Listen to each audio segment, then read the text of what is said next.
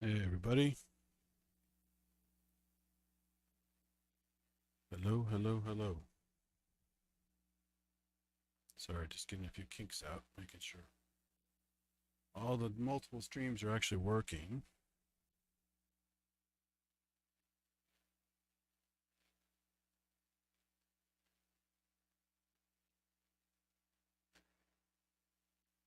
Still got that damn hum on here. I gotta spend some time troubleshooting, but just wasn't time today. Unfortunately.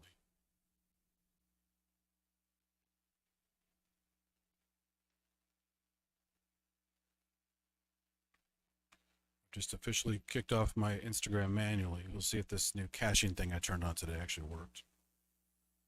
It's they clearly want you to do it via mobile for the most part. It's not great on the web because the interface doesn't tell you, oh, you're not going to save your live videos.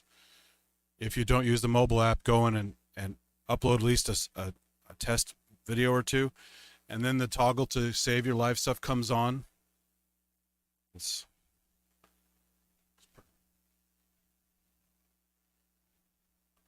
pretty damn annoying, actually. So, but what are you going to do?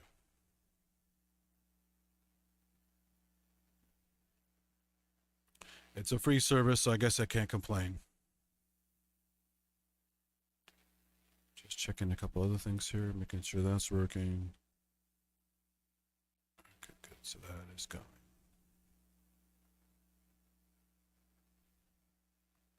Looks like that's working. Okay, good.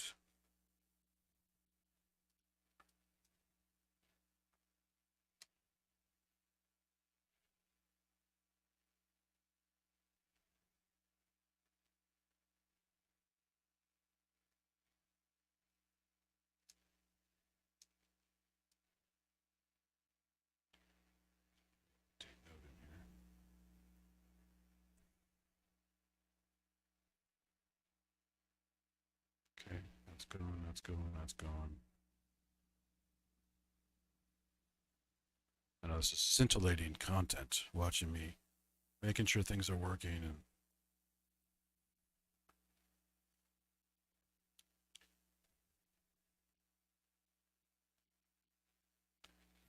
let's go. Still have audio on one channel, is it? Oh, duh. Twitch is doing audio. Interesting. Lots of wrangling. So here's the link if you guys want to come in. I'm going to start doing a couple demos shortly.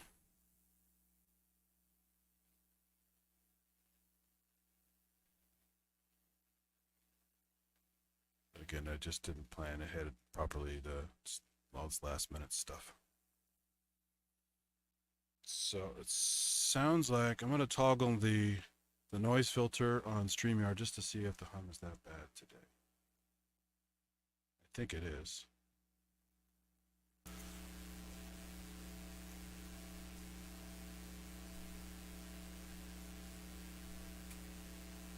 Yeah, it's not great. So it's definitely not the power supply from the PolyEvolver. And I moved that around. Also, the PolyEvolver's not even on. And now it is, but it's not making a difference. Why is it not coming on now?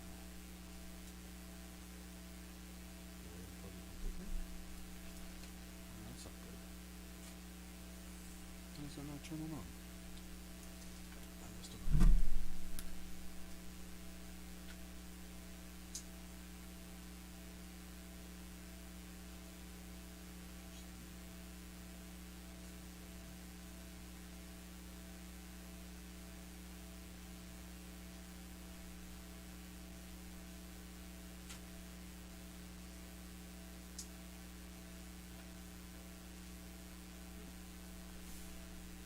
That's not good.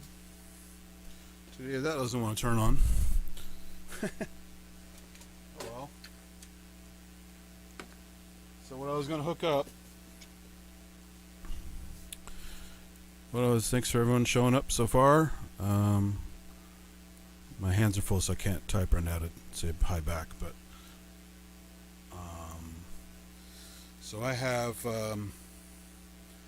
if you watch the guitar show I did with Eddie, episode 1, we touched on some gear to use with MIDI guitars. So one thing, if you know about hexaphonic pickups on MIDI guitars, or if you add it to your guitar from Roland or whatever, 13-pin connector.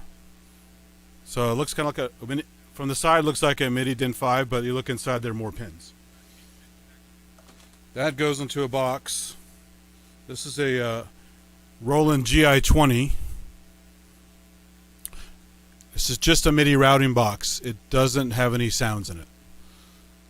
So what's cool is if you have the hexaphonic pickup on any guitar or one with a built-in, you plug this cable into this. You have DIN 5 out to any synth or drum machine or computer interface you want to use, if you want to use VSTs or something. And there's some fairly complicated programming here if you want to do nuances on here, but I just did plug and play and was having fun with the Reface DX a while back. Super simple.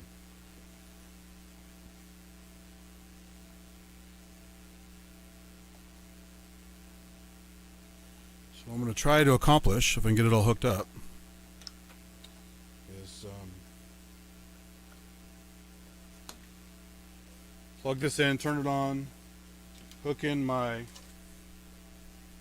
Brian Moore iGuitar, which is actually a really nice guitar, even if you don't use the built-in hexaphonic pickup.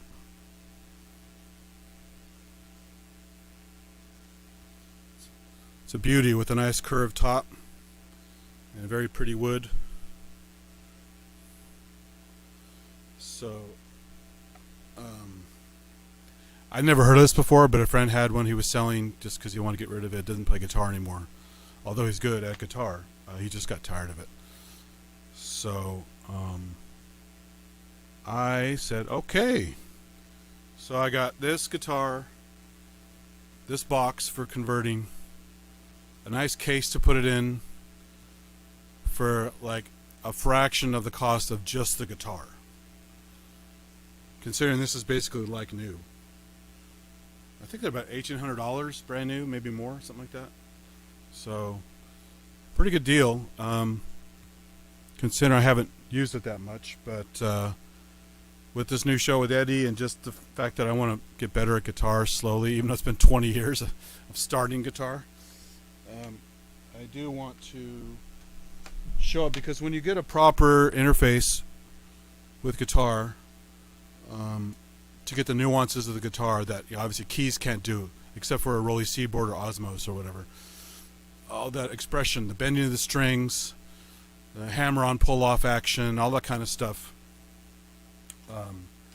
adds a lot of cool expression to your stuff, especially if it's the instrument you're MIDI to is expressive enough, right? So let me just get this hooked up. This is me unwinding cables. It's very, very exciting content. Because again, I wasn't prepared, so.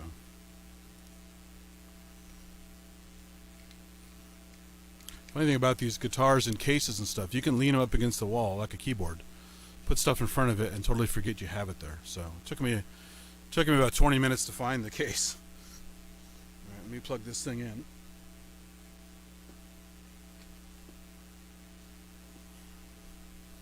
Plug this around here. Plug this guy in.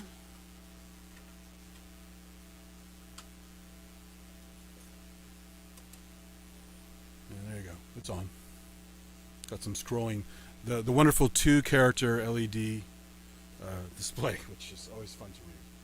At least the 404 has 4 characters, and the old SP404. This is only 2 characters. So I'm going to put this down since you've already seen the box. And we'll let's hook everything up here. Here's my 13 pin connector. Go in the front. Oh. So 13 pin goes in the front.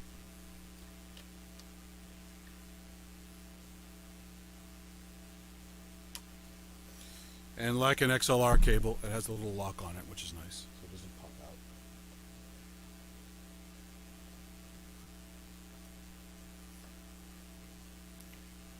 So that's part of it done. Let me get, oh, I should also hook in, just for kicks, let me briefly hook in the guitar audio, just so you can hear the guitar clean. Not that it's exciting, but just to show that it's actually working before I start doing some MIDI stuff with it. Give me my little adapter here. Where's my adapter for that? Come on. Wrong adapter. Too much crap in my pocket.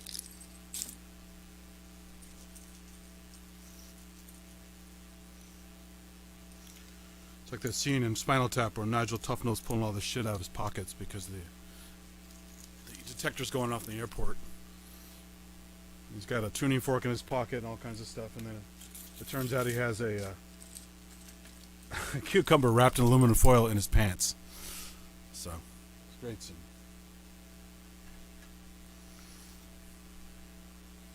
Okay, so I have that cable there.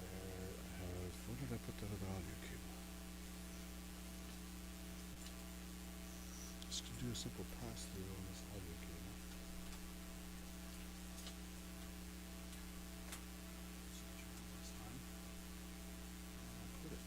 Here, hold on a second. Bear with me.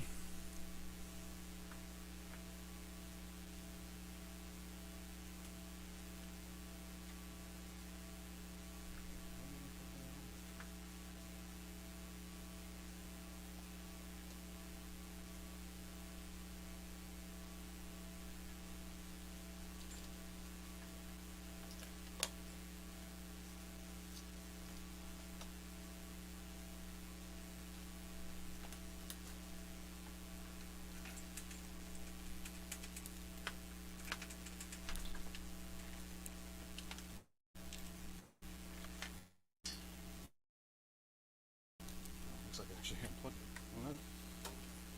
Okay, let me reroute this for a second here. I need to use this cable for the synth anyway.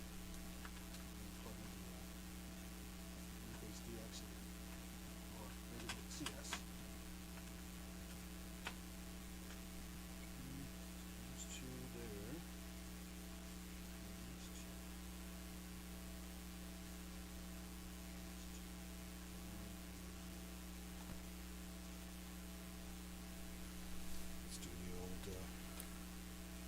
Buzz test and see if it worked.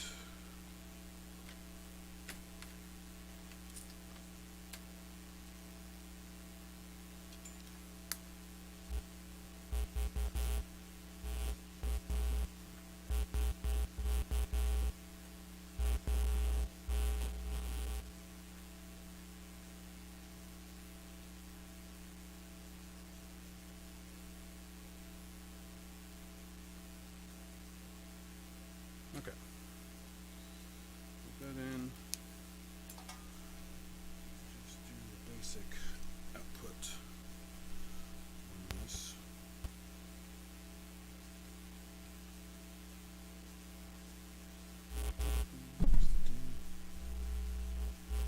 That's right. Put the whole. On this guitar, it's weird. They basically see the black thing on the bottom. That's where the actual sound jack is. They recess it on the back, so you don't see this ugly cable sticking out.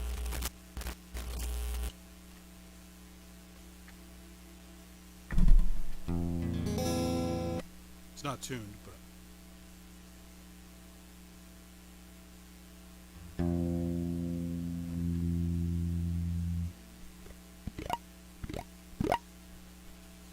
so I'll probably take a moment to tune it.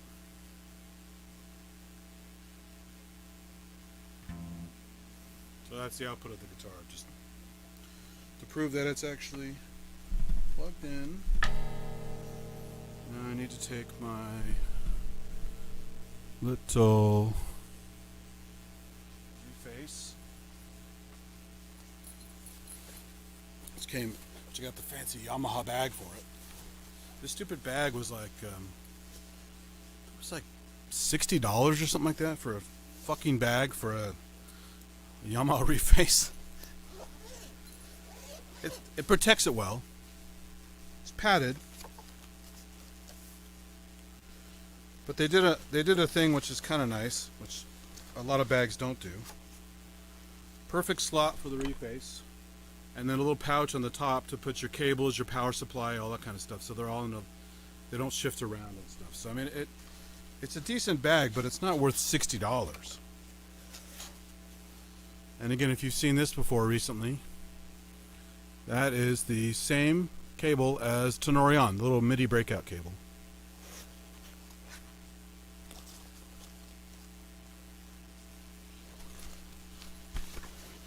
Now the trick is, do I have batteries in this, since I don't have the power supply handy?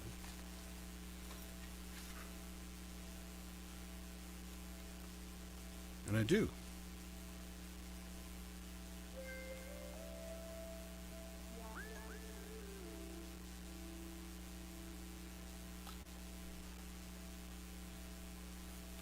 That's a little built-in speakers. They're actually pretty decent.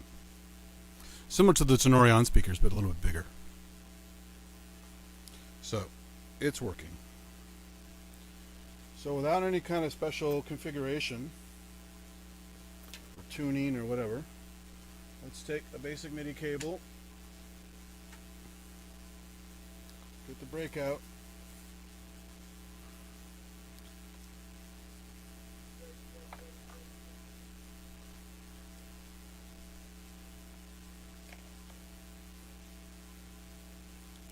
which one is in and out?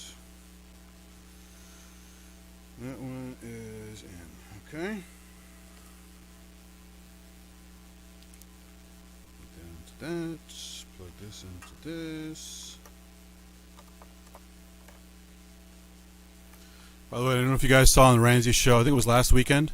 There's a really cool, I think it's a Kickstarter that's about to launch on a little patch memory module, which is perfect for something like a Reface, because you don't always want to use Sound Mondo with your phone to do stuff. Although it is convenient, but it's more fun to have the actual knobs and sliders and buttons and stuff. And you can store patches for anything MIDI, anything CC, or like SysX, whatever, on your on this little module.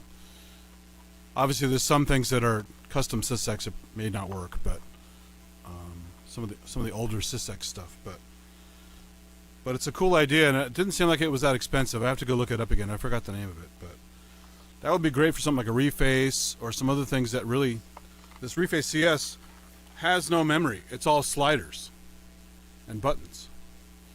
So, you know, that's why you need Sound Mondo if you want perfect recall, or if you don't want to sit and program all the time, which, you know, it's fine to program, but if you want to just get some music done, you want to get your patches. So now I'm plugging the MIDI into the box.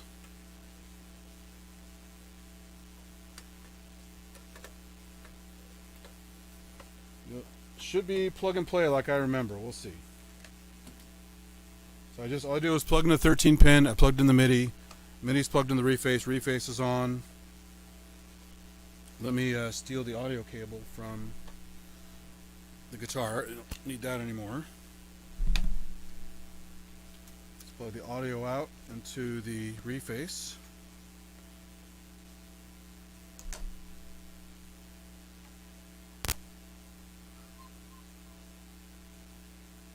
These phones have a... See, that's funny. Phones has a 1/4 inch on it, which is funny for a small instrument.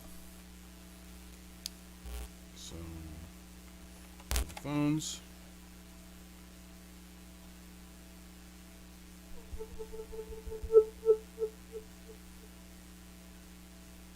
See if that's too loud.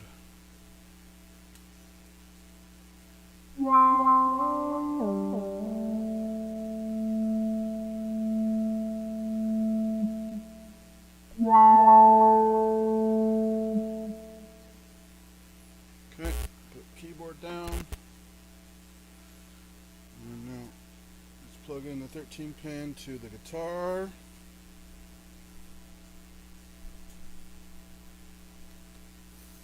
13-pin connector on the bottom. It's already triggering off the guitar.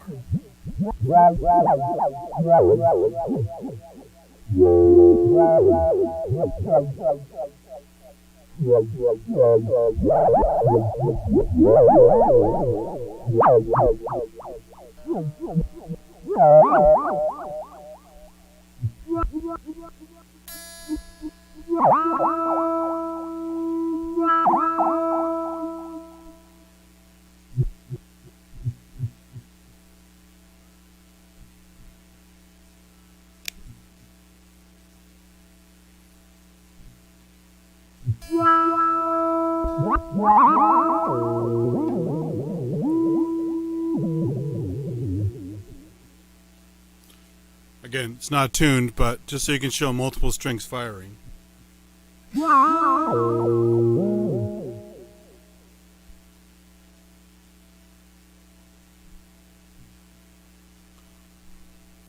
So I'm just listening to the replay here. It might be set to monophonic. I'm not hearing chords.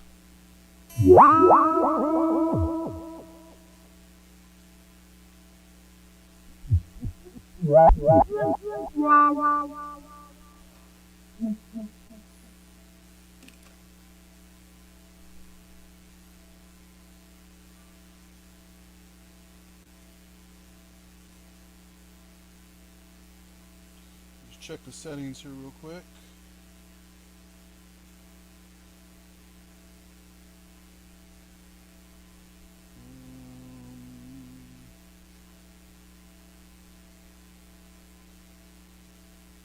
Play mode.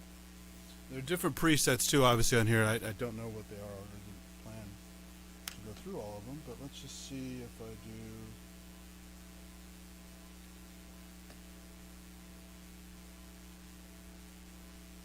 Here's another preset. Maybe this will trigger better.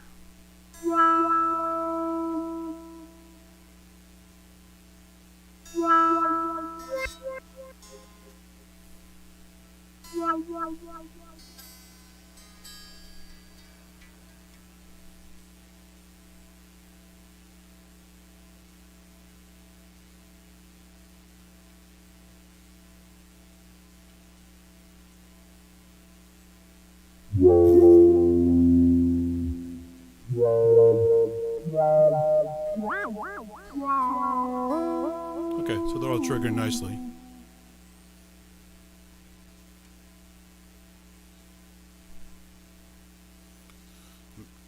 I'm going to mute this audio on the YouTube because it's too much talk back. I'm getting confused here. So hopefully it comes through okay. Let me know if you have any audio issues. So let's see here.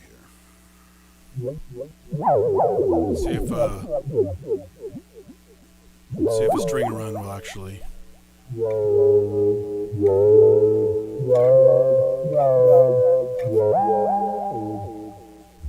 I'm not good at string bending yet, but see if I try that, see if that picks that up.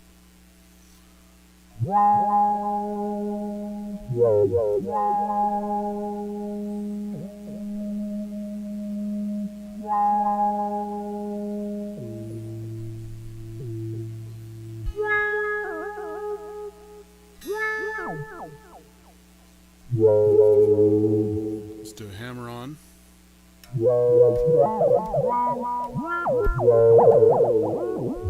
I'm getting some spurious triggers here.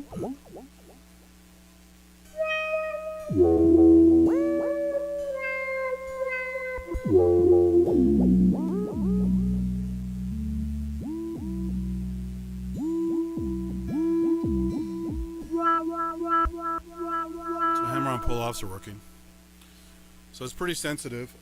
If you watch the Casio PG380 when I did last time or time before, it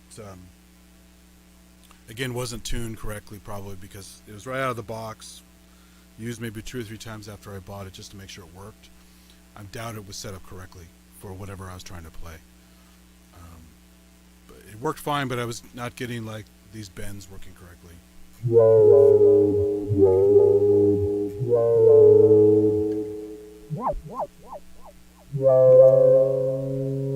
So that's working quite well, actually.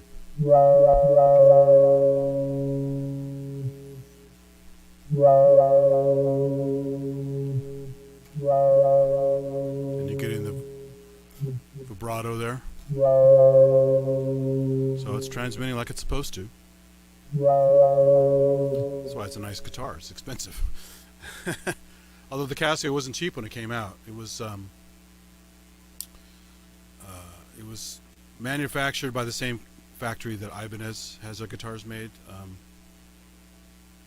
It's not Fujiken, something like that, in Japan. And so the guitar body wasn't made by Casio. They just put the electronics inside of it.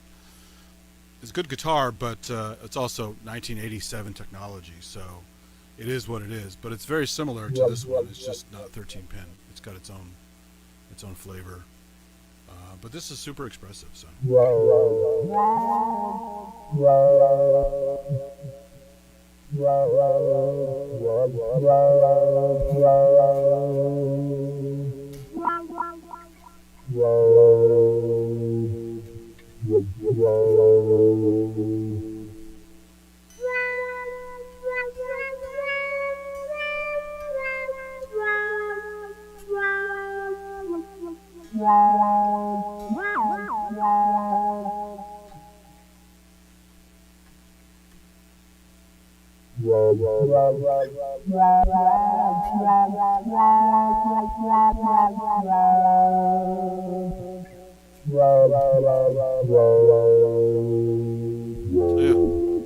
It works. Hallelujah. I wasn't going to do too much other than that, just make a few sounds on here. Of course, I have to just twiddle real quick because I don't have the presets on here. And I don't have Sound Mondo running right now. So let's just make a few changes here randomly and see what we get.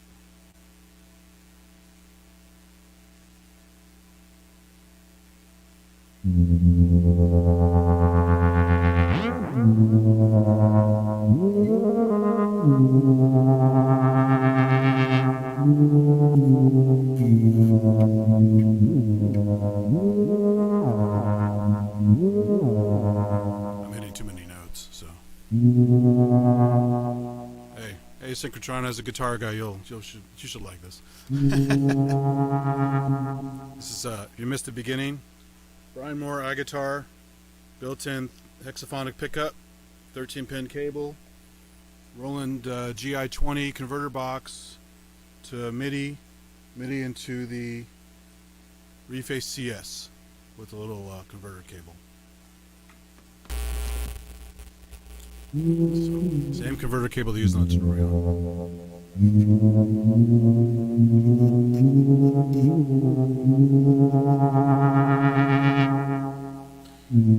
And the note offs are working great. I was getting a lot of stale notes, almost like MIDI panic or something from the PG. So I think I need to tweak that one some more. Also on the Casio PG, I had one string that wasn't firing for some reason. Pickup might need some work or something, but. You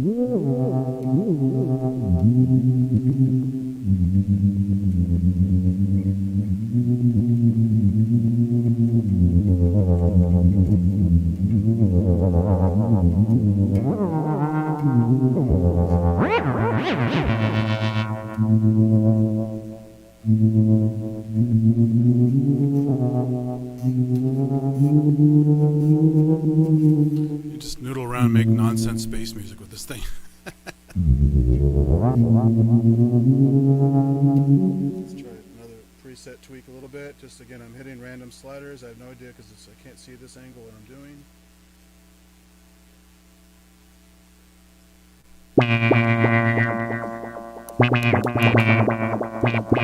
It's like slap bass. Delay. I should turn that delay down because you need it for everything. Let's turn it to just distortion. There you go.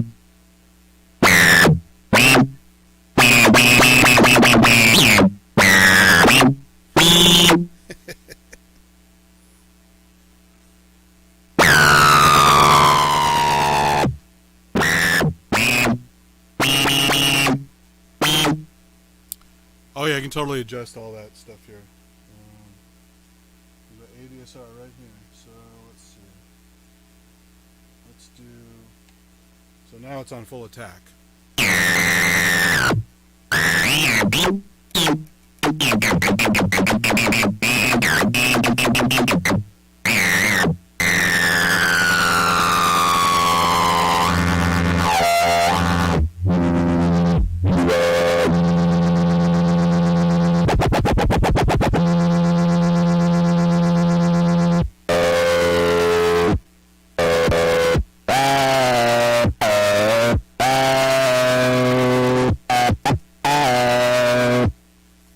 Turn the attack off.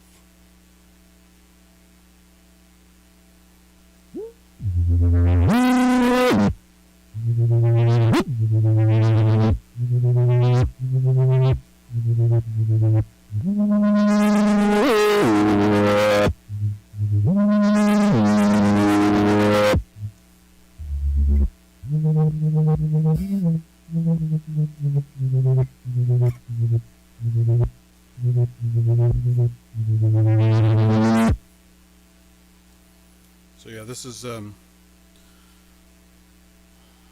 two humbuckers on here, and then a built-in. The pickup at the base is the hexaphonic pickup. This little metal one here. It's all built in. You don't see the wires going everywhere like you do on a bolt-on hexaphonic. The electronics are inside. It's basically like an OEM raw board they put in there with a bunch of wires inside. You don't see it. But yeah, it's pretty fun actually. Again, I don't have my sound mondo loaded, so I'm not doing all the preset stuff I'd normally like to do, but I'm just hitting random stuff on here.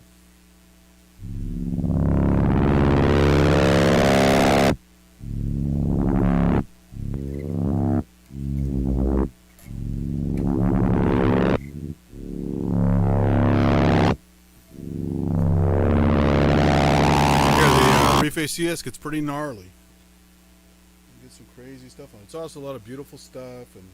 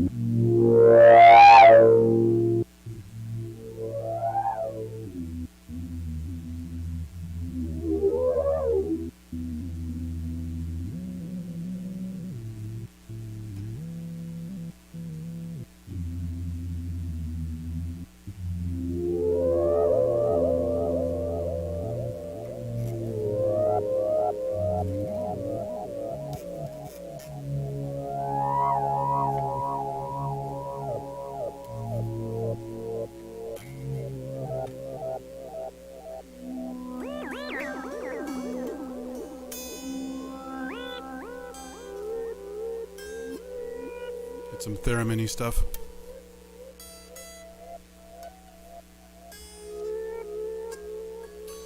Yeah, Half God, this is just toying around, getting ready for some stuff in the next show for Eddie, but more just because I haven't even touched the damn thing in probably 6 months to a year.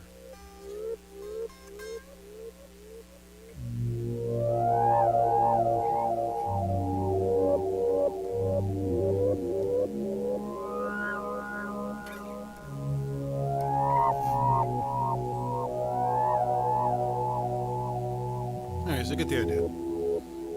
It's hard to know what I'm going to get next because I'm just twiddling knobs and sliders on the Reface CS. No presets on this one, as you guys know. So that was it. Hexaphonic, good stuff. Let's go on to something else. This is generally not a guitar crowd, and I don't want to bore you to tears.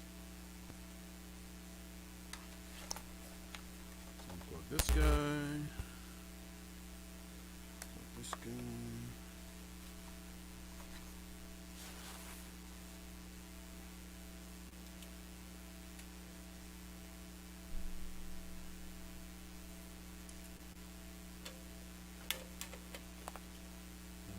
to do is do a little more stuff with the PolyEvolver, but the power's not turning on.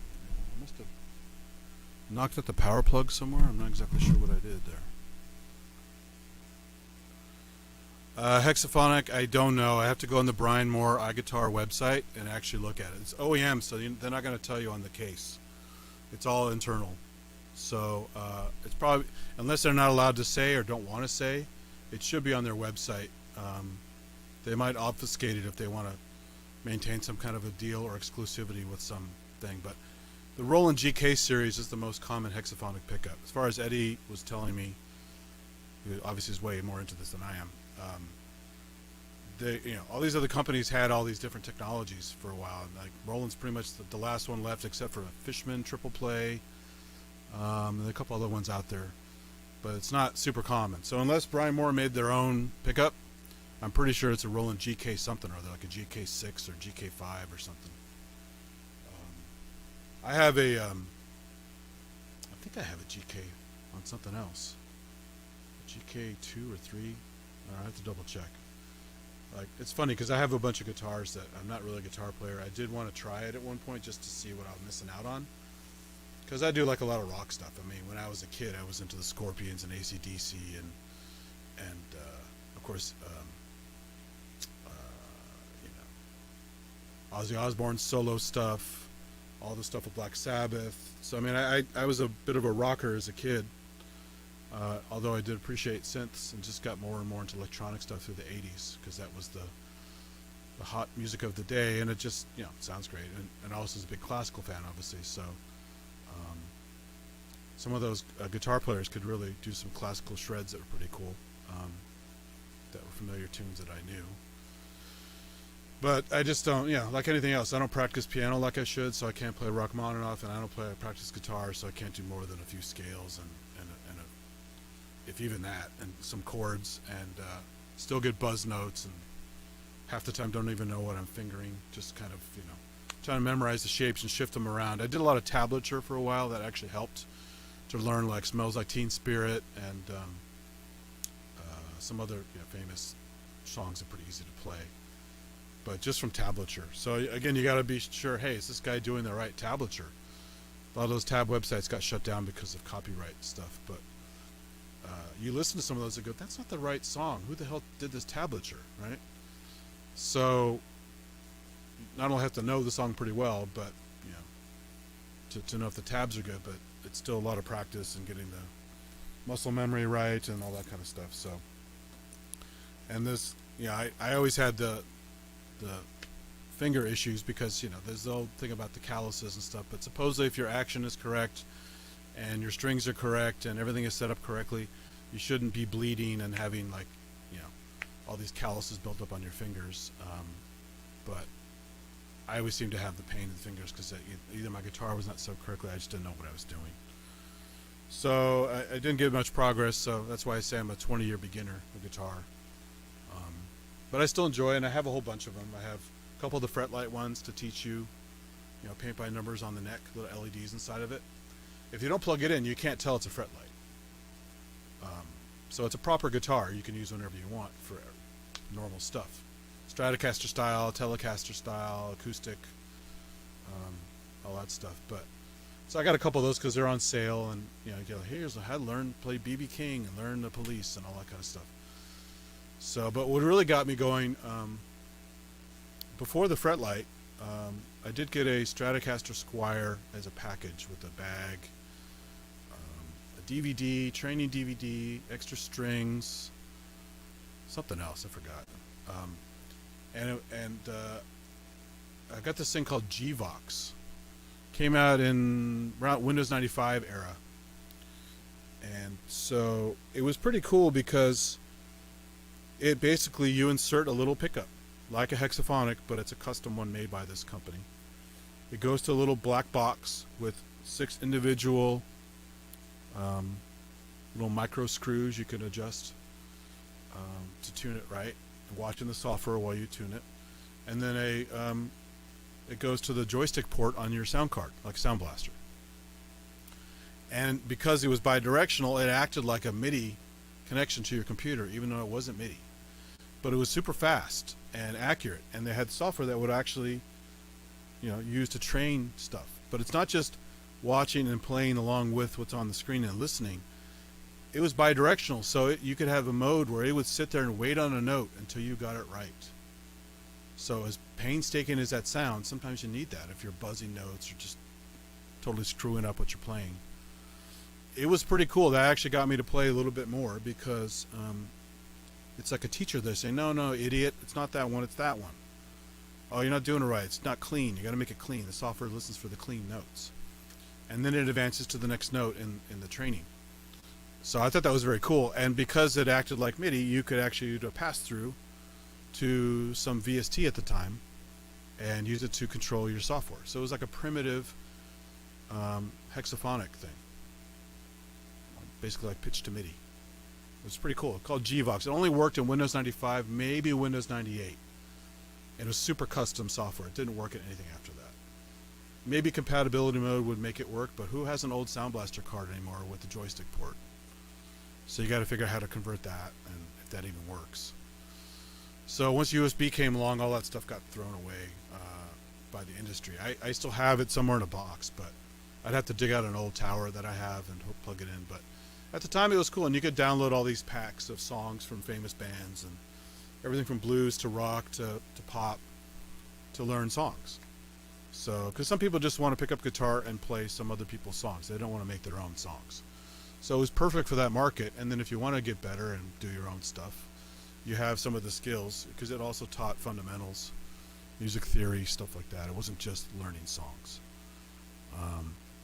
But it was a really cool thing at the time, and everyone I ask about it, no one's ever heard of it. It kind of came and went, and if you were at Guitar Center at the right time, you probably saw it or a guy demoing it.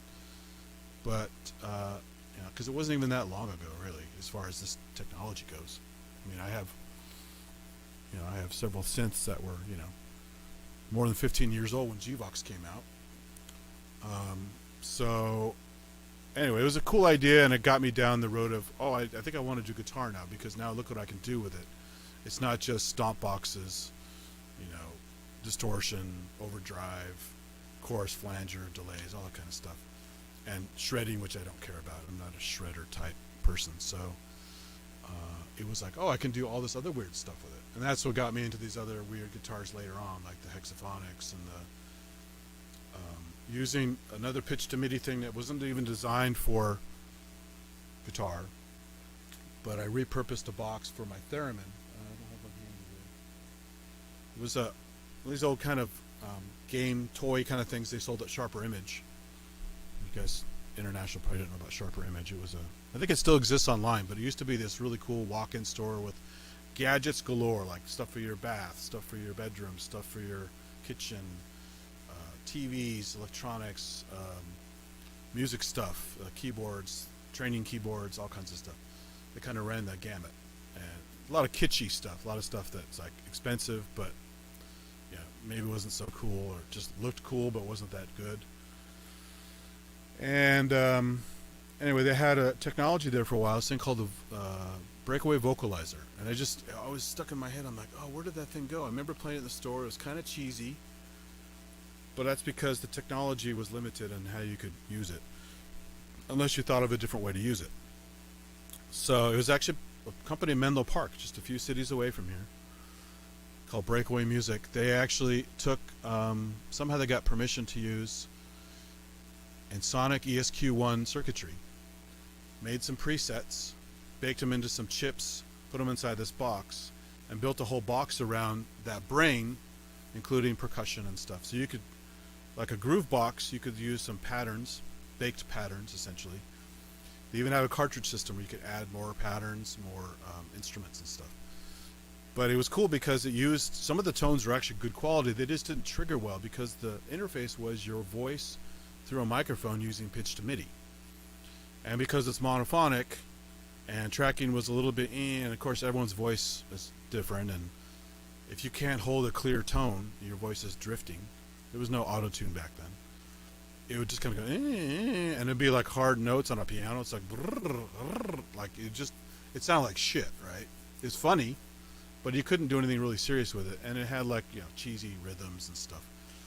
So it's more one of those like a tone bank keyboard with a vocal controller. So for those who don't know how to play, don't want to learn how to play, you just hum or sing into the microphone.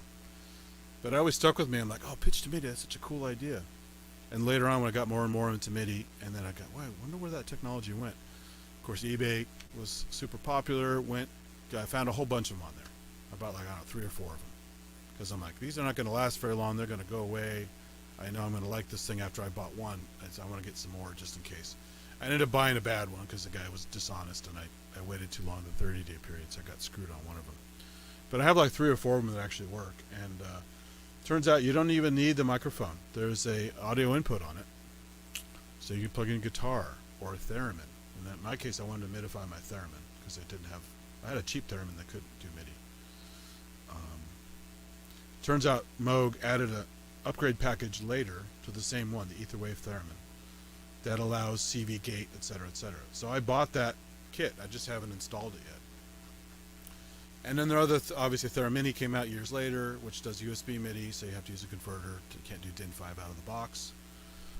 Clairvox is the big fancy theremin they still sell, I think, which is a beautiful instrument, a piece of furniture, with really good control over the theremin, lots of knobs, and a proper MIDI out. So eventually it'd be nice to get one of those, but they're expensive and they take up a lot of room. So in the meantime, before I got a Theramini, before it even existed, I was using MIDI out to the breakaway vocalizer. And you just had to go into this mode where you toggle this MIDI button on there, and the screen would change from MIDI in and MIDI out. And you just route it differently. So I don't want to route the MIDI in from the microphone, I want to mount it from the audio jack. So you go in there, turn that on, and now you have magic. You plug in a guitar, play monophonically, or plug in a theremin, and it's beautiful. I was using my Axis Virus with my theremin. It was so cool. Now, because it wasn't designed like this guitar does a really good job of note on, note off, and proper tracking, it wasn't designed for that complexity. So it's a little wonky, and sometimes you get drifting notes or stuck notes. But in general, just to control any synth with a theremin was just so cool. This is like, I don't know, 10 years ago I was doing this. So I still have that stuff, but then Theramini came out and also added the hard tuning aspect to it, so you don't have to nail your pitch perfectly. It's got some zones based on the sensitivity you set. So that's all really cool stuff. And there are the third-party theremins out there, of course, and of course the new one made by Stylophone guys, which is a decent little thing. It has no MIDI, it has no USB on it, as far as I understand what I saw at NAMM. It's a standalone little box, but it's cool for what it does. You're not going to have CV gate on there, you're not going to have MIDI. You could probably hack it somehow, third party, just like sitting there with your schematics and do it, but it's not designed for that, so there are other things out there that will do that. But so pitch to MIDI stuff is great, the hexaphonic stuff is cool. I have some other guitars that do a couple of acoustic guitars. I did buy an acoustic 12-string not too long ago from my favorite used store, just because it was so cheap. I think it was like $150 or something like that. It was really, really cheap. And I always like the 12-string sound. So, but again, I don't play very well, so I've only used it a couple times. But now that Eddie has the show that I'm helping him with, it's kind of fun now to pull all this shit out, start messing around with it again, learn some stuff, try some stuff I forgot about from years ago. And as you can see with just my little dumb demo with this iGuitar, it's incredibly expressive. It's sending I'm going up and down the strings. It's sending all that information properly. It's doing the bending. It's doing the hammer-on pull-offs. It's supposed to do polyphonic, but for chords and stuff, but I'm not really getting that. So it could be a setting that was on the box, because this, like any piece of gear, has lots of settings inside and presets for custom sensitivities and custom things. So I have no idea why it wasn't doing that, but it's fine to play it monophonically. It's a lot of times you're using a mono synth with it anyway, potentially, so it's going to be a mono sound, so it's okay.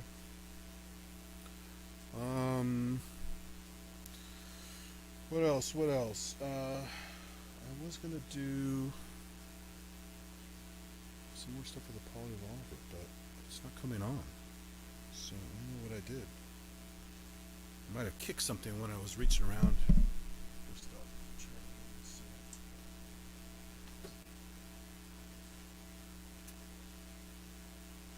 I might have just unplugged it. I forgot about it last time. Because part of the problem is, I think this was, at least I thought initially, this was causing some of my noise problems. Turns out I didn't think it was, but because I still have them on the, you can still hear them on the feed a little bit.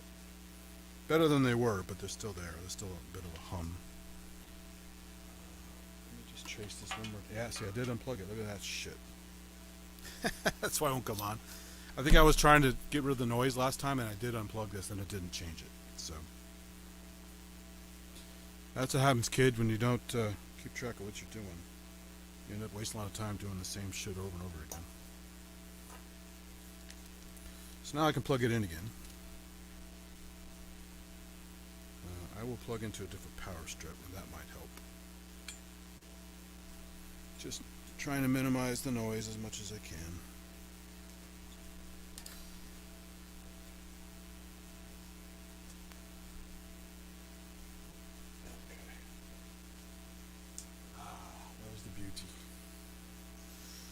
There's the beauty. I'm gonna switch to, there she is, all turned on. But now the camera over here is messed up. Hold on.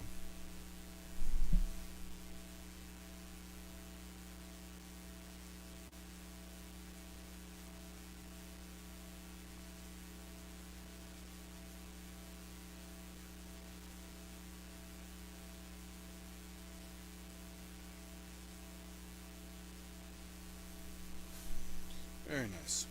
Get my big head and shoulders out of the way here, so you can enjoy it.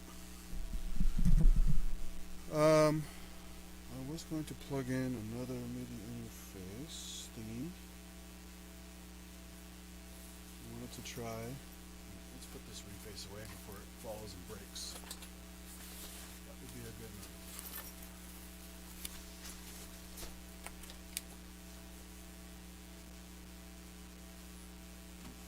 Switch back to this view for a moment while I clean up all this mess. Sorry, I haven't been seeing the chat at all. Doing too much yakking and tracing cables and all that bullshit. What's up with everyone else out there? What do you guys? What's the hot topic of the day or of the week?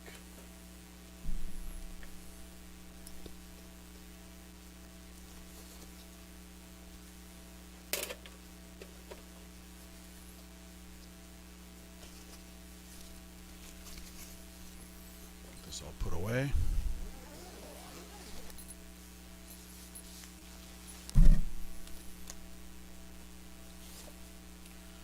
I'll be on for a little while today, maybe another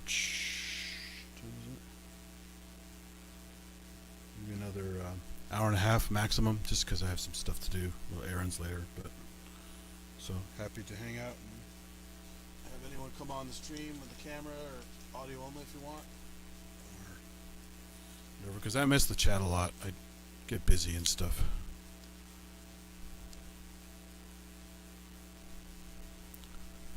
Hot synth of the week, CompuFart. Oh, that's nice.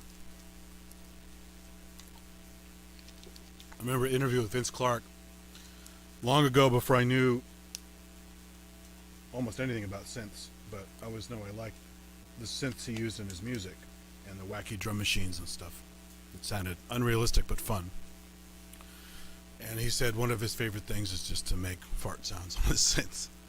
So here's Vince Clarke, who made a living making really cool shit with his synths, and he also enjoys making silly fart sounds on his expensive equipment. So it seems to be a universal appeal.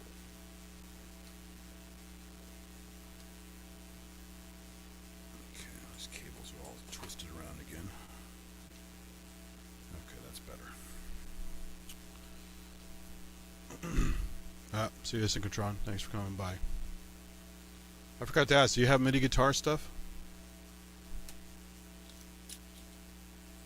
And I heard you on the Jam Taba stuff. You were playing guitar pretty well, so I don't know if you did MIDI stuff or not with the guitar. Alright, so got that there. So what I wanted to do was more stuff with PolyEvolver, this time with Sylphyo wind controller. Now again, I'm not a great wind controller either, but it does have a lot of expression. First I'll do a few patches on here I may not have played before. They're just incredible. It's a physical modeling thing, but gave up with eventually. Yeah, okay. Yeah, I mean, I think you have to really dial it in and spend the time to do it. It's a special way of playing, so I can get why you want to drop it and just go onto a regular guitar, which works consistently. So I'm going to plug in this MIDI cable here. So much stuff in the way with my boots.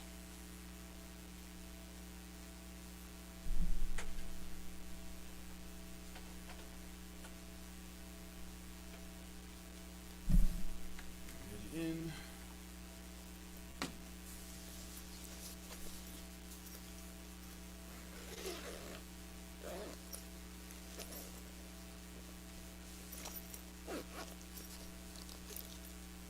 Yeah, fret lights, Eric. Yeah, that's cool. That was my second wave of, like, after the G-Vox and playing around with some stuff with some friends who actually play guitar better than I do. I came across the fret light on some website somewhere. I go, oh, that's a great idea. Paint by number, so I can basically, without an instructor, without sitting with a video, I can just do stuff.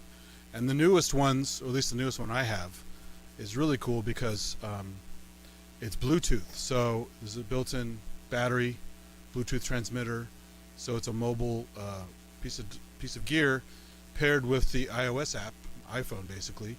I can sit there and I could basically practice anywhere. Again, I have all these cool reasons now to do it with portable gear and stuff. I still don't do it, but if I did want to do it, it's there, which is the main thing about it. Let's see here.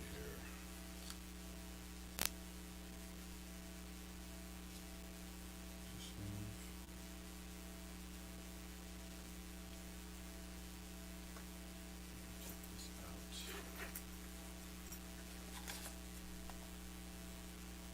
So you guys probably saw this before. Looks kind of like a cheap plastic toy.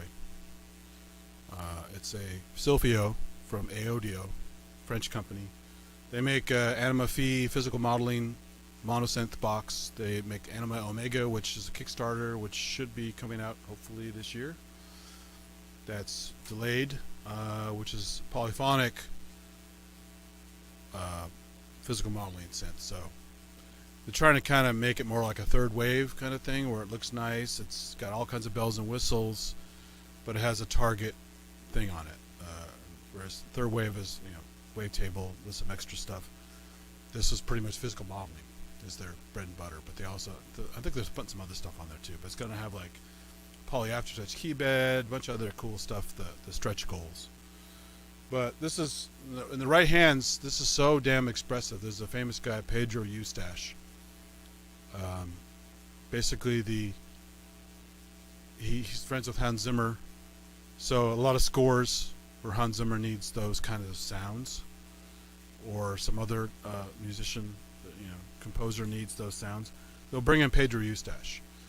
Eric Persing did a great demo with him called EPPE1 on YouTube, I don't know, about 3-4 years ago, and they challenge each other. Pedro was able to bring 3 synthy wind instruments, and Eric brought 3 some kind of synth instruments. He kind of cheated because he brought more than 3 things, but there's a lot of stuff hooked together, But he has a CS80, he has I think a Fender Rhodes and something else running through one of his software things. And then Pedro had Lyricon, which is this really cool analog synth wind controller. Looks just like a modified metal flute, but super, super expressive. He had the Sylphyo, and he had something else, I forgot. And there are other videos with him doing Sylphyo stuff, which is really, really cool. Because he's using like main stage and some other stuff in some of these videos. Multi-layer and tons of instruments, and then triggering them with expression and triggers on here to build up these complex stuff. Kind of like how when Kent does his stuff on the stuff lately, where he's using foot pedals and stuff and bringing stuff in and out. Pedro's using a special build on main stage or something similar to control multiple instruments with this at once and make these crazy expressive environments. So he's really, really good with this. And I'm just a tourist, but it's still a lot of fun. So they have this box. So one of the things with this is it's Bluetooth MIDI out of the box, and then you can use or just use it with internal voices, physical modeling voices. But because a lot of people are like, oh, Bluetooth MIDI, it's not fast enough, although it is technically for most things. For someone who's like a wind controller and doing like really fast changes and stuff, they knew they would have some people pushing back, like, oh, Bluetooth is too slow. Even Bluetooth 5 is too slow. So they made this clever little box that not only allows you to do DIN 5 and some audio routing output from it, and USB and all that kind of stuff, but it's USB from this, which is obviously faster than Bluetooth, to this box here, so it's right next to you. And then this is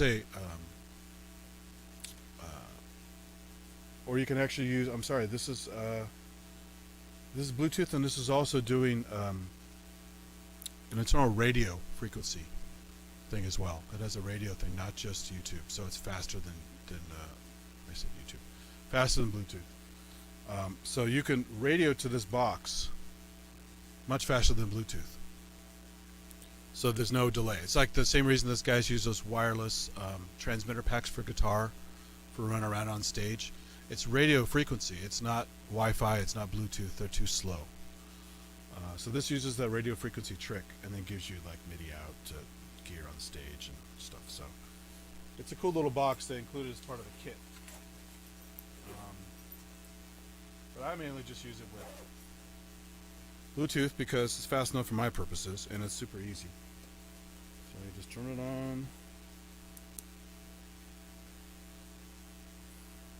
The screen comes on there on the back. And there's, editing potential on the computer. They didn't release an editor for it yet, but you can do most of the stuff on the screen. But at some point they're supposed to release an editor so you can make your own custom presets. But it's physical modeling. So if you saw on a much more complex level, remember the VP1 demo they did with Manny and that guy on ProSynth Network, where it's just like pages and pages and pages of complex esoteric stuff to do proper physical modeling. Most people don't want to do that. It's way worse than your standard, FM kind of stuff, editing all the different operators and stuff. So this company didn't want to make it an impossible thing to use out of the gate. So they keep releasing every once in a while an update with presets included in it, which technically Osmos should be doing as well, but they haven't done that yet. And so I'm fine with this for a while, for now, and also as a MIDI controller because then it's anything. But this has at least like 50, 60 presets in it, which are really, really deep. Like if you play them differently, they sound like different presets. So I'm not unhappy about the, it doesn't have 1,000 presets on it like some stuff does. But what's cool is, again, it's MIDI, so you can just control anything. You're not limited to. That's why Pedro uses main stage. He's making all kinds of libraries and crazy stuff with his Sylphyo. Let me just turn on Bluetooth here.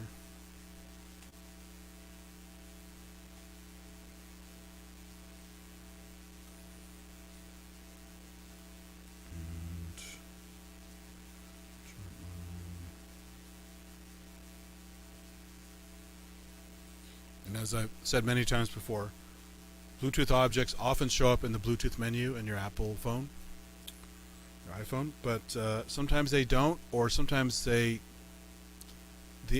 more designed to work with an app. It's kind of behind the scenes. So it's a weird thing about Bluetooth on here. So there's a product, a little program you can get. I think it's free. It might be like $2, called BLE MIDI. And it's kind of hard to show it on here, but it's so small. But it's, or maybe we can show this camera. Let's see. Probably won't focus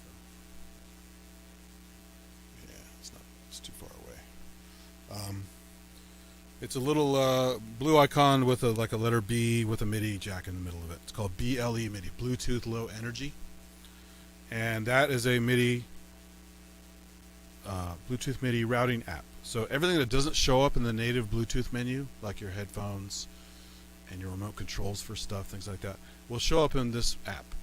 It grabs everything available and just presents it to you.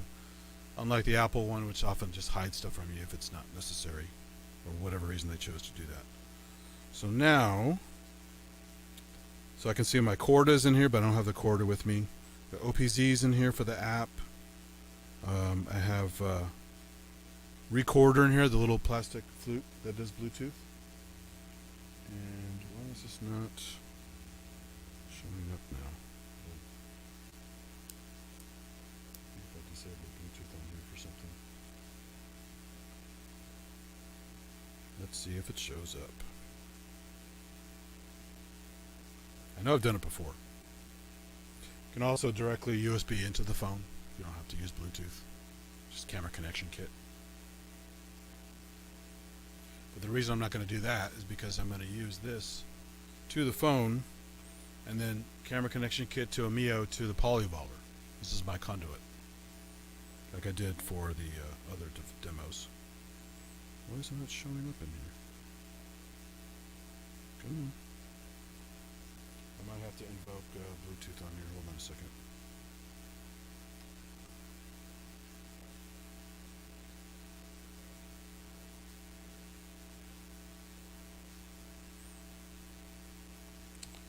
Let's see, settings.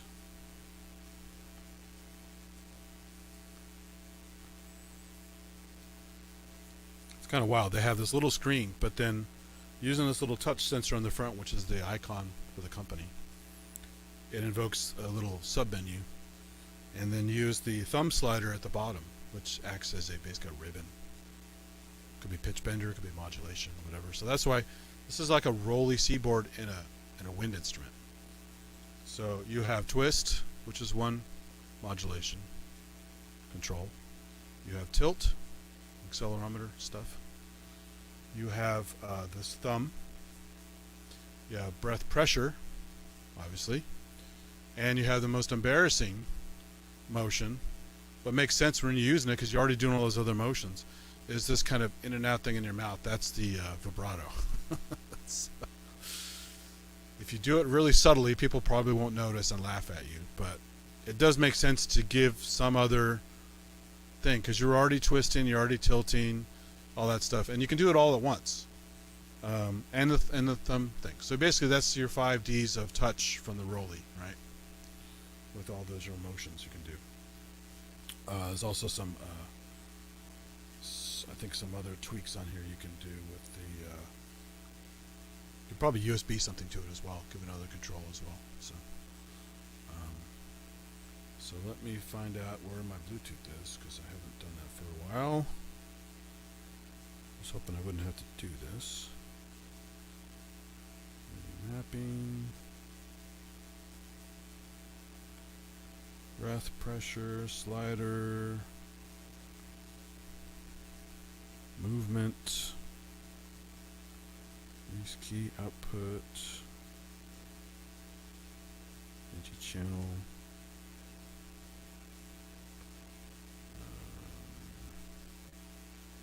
oh, you can invert the display too, that's cool. Change it to French menus. Mapping, breath, keys,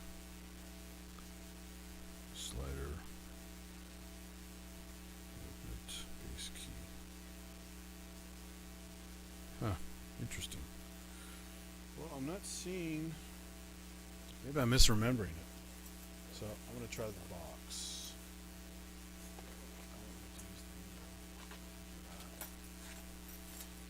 Let's see what we got.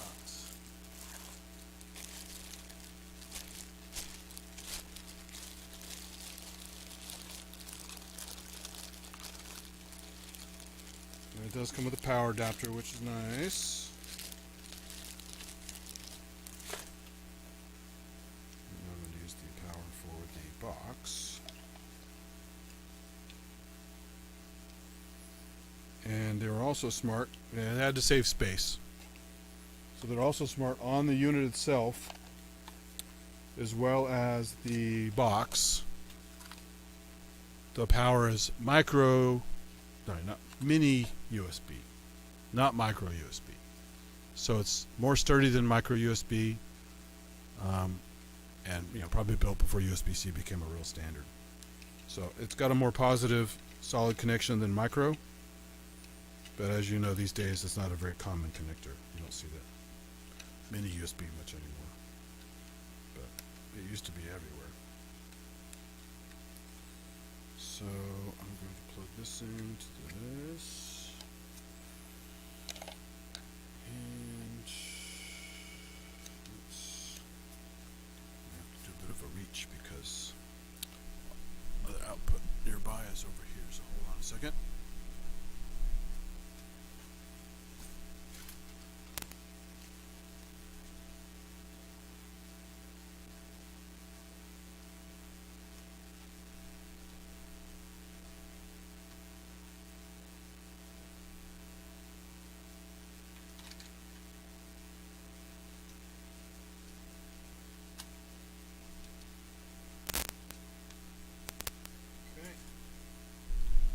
Got power. Let's plug the MIDI connector in. That. Go.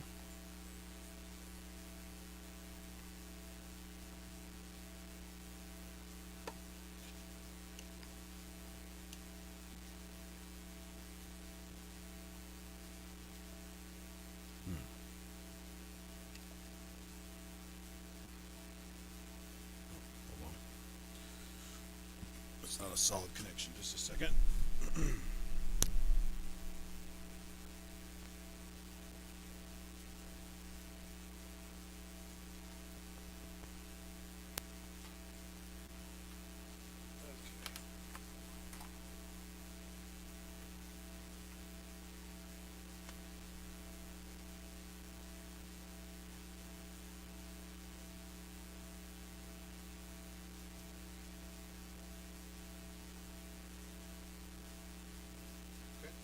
Box is receiving signal.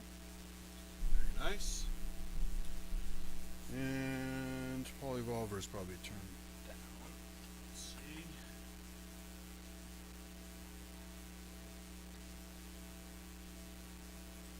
Oh, I think I actually disconnected it last time. That was part of my routing some cables around, so give me a minute to plug in the PolyEvolver audio.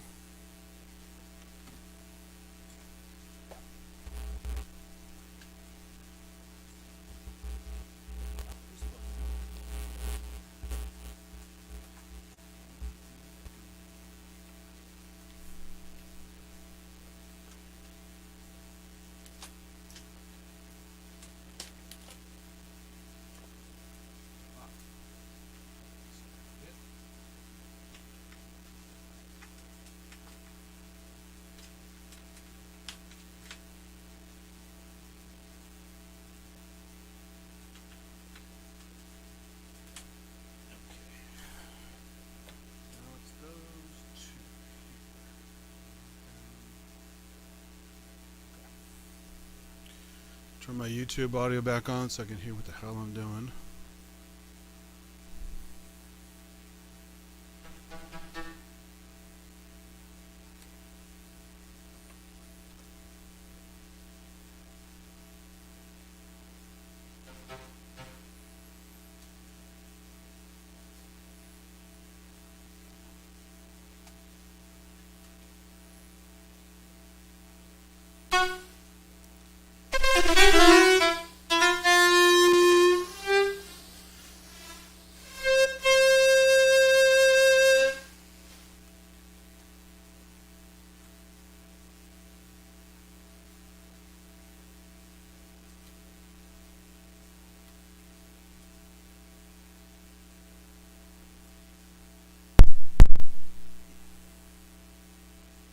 in some weird mode here. Just a second.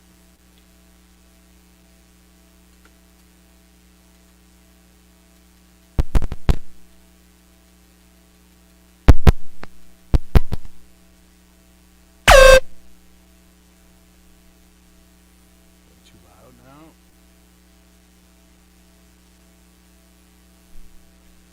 Oh yeah, that's loud.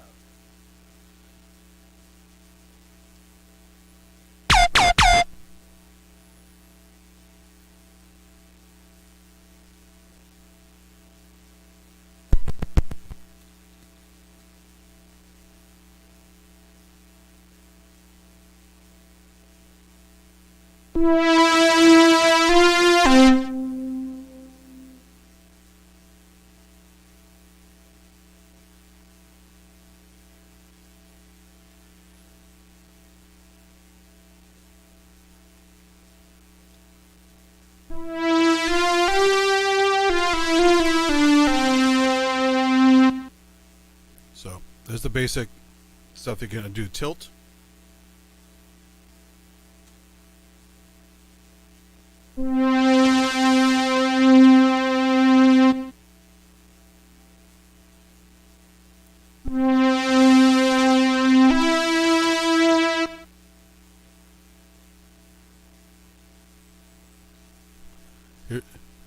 Here's the embarrassing vibrato.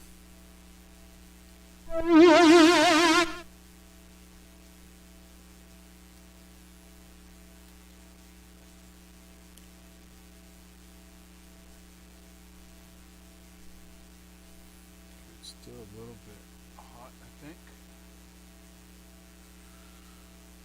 Don't know if that's too hot. I know that buzz gets annoying after a while, but I have to clean my audio path.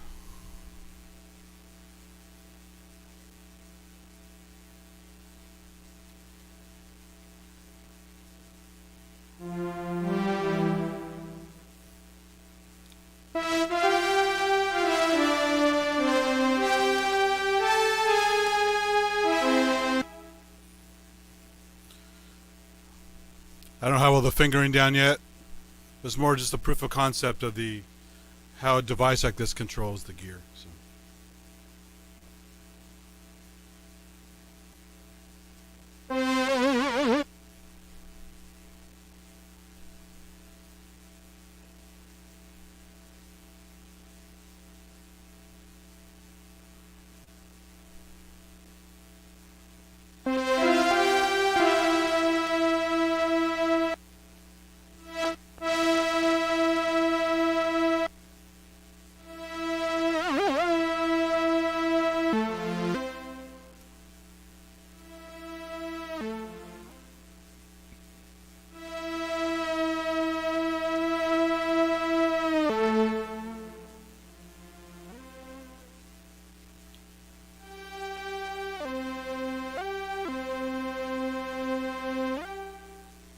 So some of these are not geared for that kind of control.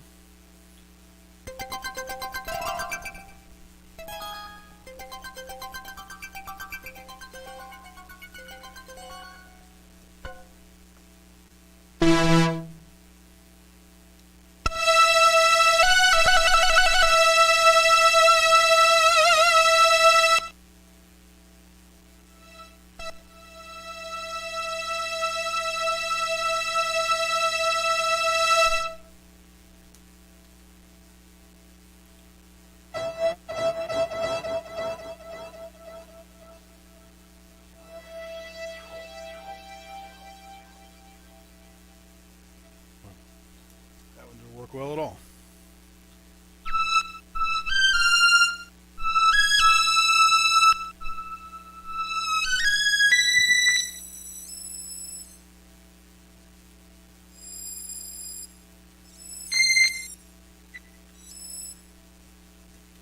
Some presets, again, you'd have to, because it's sending so much different controller information that these are probably used to receiving, you would have to tailor some of these in. That's why I often just use this with the internal presets.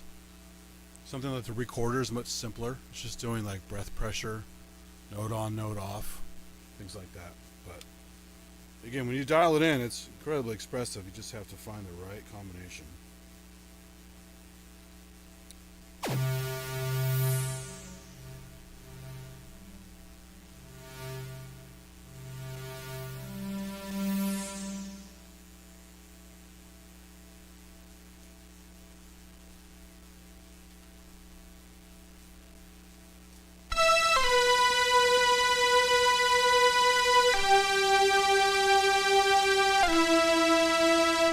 So none of that twisting stuff is mapped.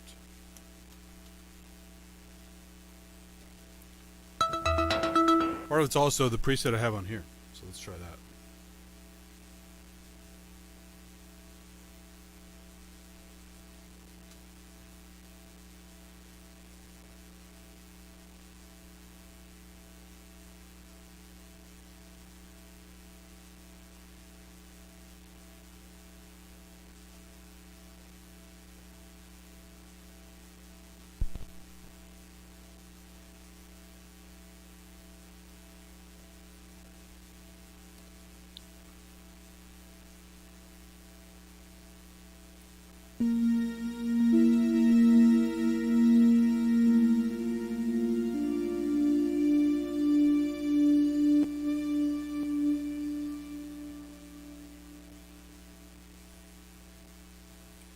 Let me do this real quick. I'm going to do, since I have this other audio cable, I'm going to simultaneously turn on this audio.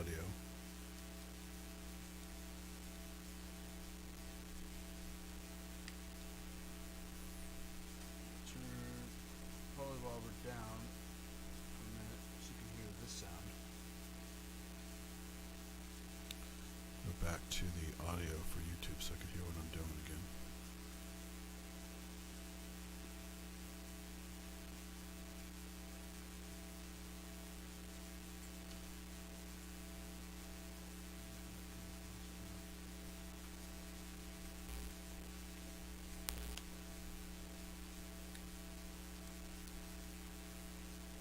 Interesting.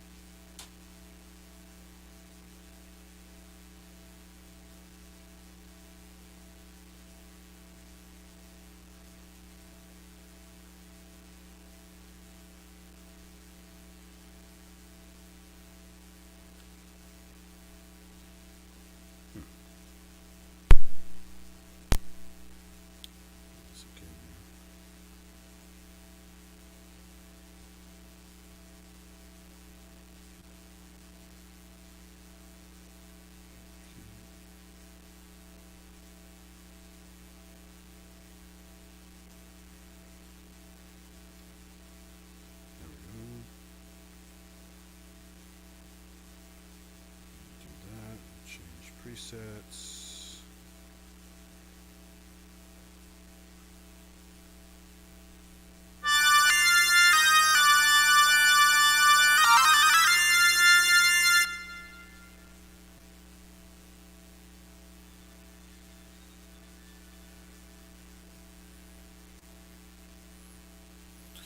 So some of these get kind of harsh depending on how you play them, but now this is the Sylphyo only, just the internal presets, just so you can show the expression.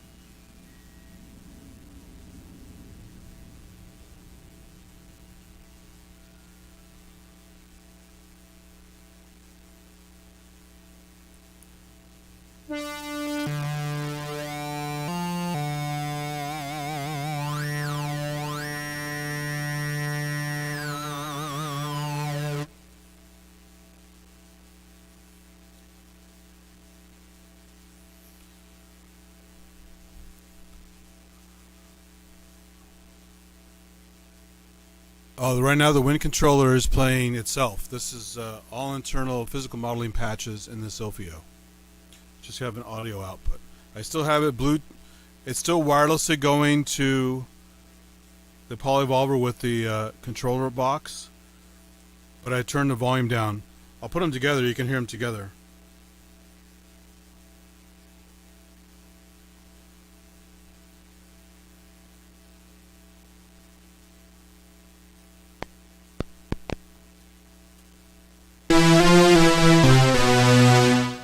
Okay, so that's PolyEvolver just playing keys. And I've turned up the volume, so now they're both going to play together. But I'm not sure on the volume mix. We'll just figure it out here.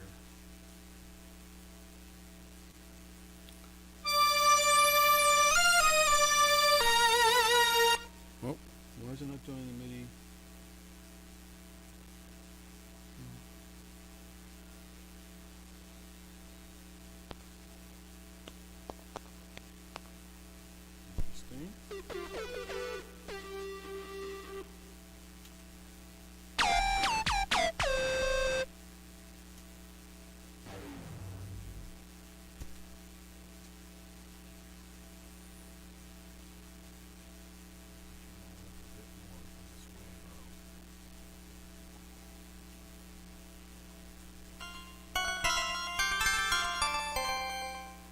There's a little pingy sound on the PolyEvolver, and then this kind of mono-synth sound on the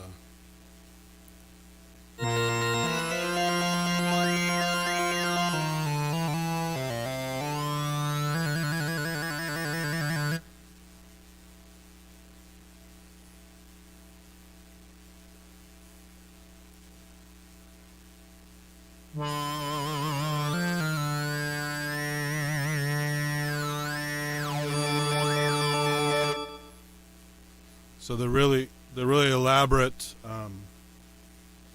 expressions you're getting are the Sylphyo's own sound engine, because it's all mapped, right? The twisting, the tilting, the thumb strip, all that kind of stuff are all happening with the internal sounds, because the PolyEvolver doesn't know what the hell it's being sent. Some MIDI data has to be remapped. New CCs it's not familiar with, kind of stuff. But so yeah, if you spent the time and you know what all your CCs are on here, sat down with a few presets you like on here, make a little chart, map them all out, and then just play them together, it would be pretty wicked. And then you could just use like a foot pedal to bring them in and out, so they, you know, fade in and out, so you have layered or not layered or mixed of some kind. Be pretty cool. Let's try another couple more Sylphyo only, just so you can get an idea of the expression capabilities.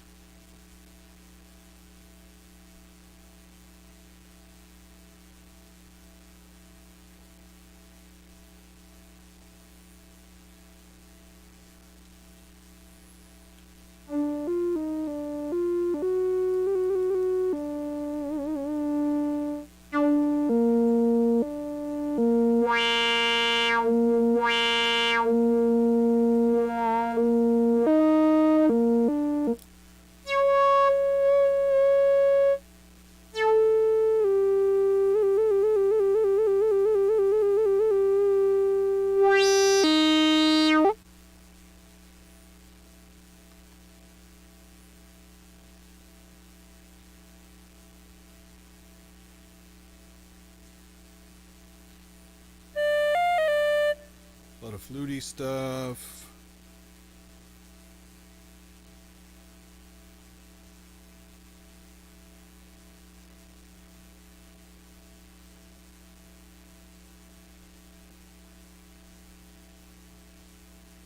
You can do chords. Some of these are chord mapped. Not that one.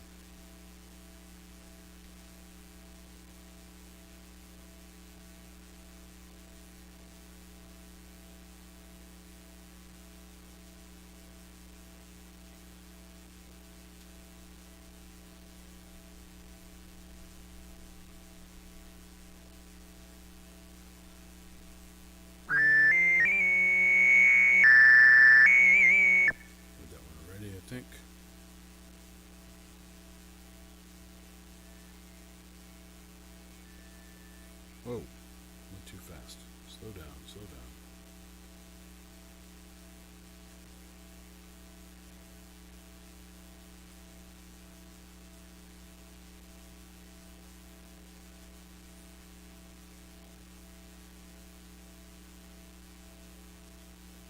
There's even a silent patch. So if you watch my Tenorion video, where I made a silent patch, a silent preset for controlling stuff with simultaneous with Tenorion and internally, because it's all a MIDI system. So the MIDI volume controllers are controlling not just what's on board, but anything hooked to it via MIDI.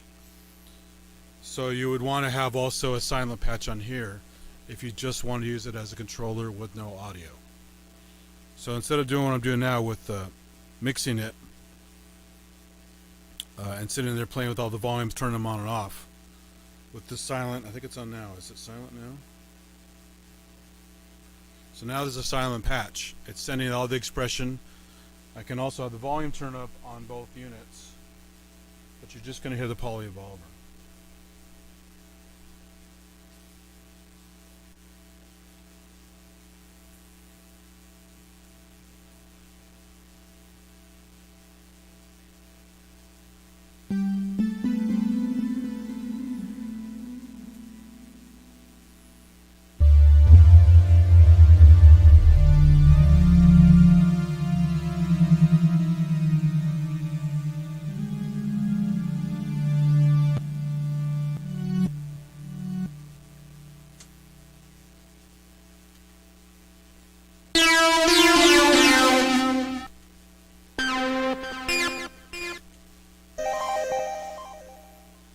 Now I can run our pit.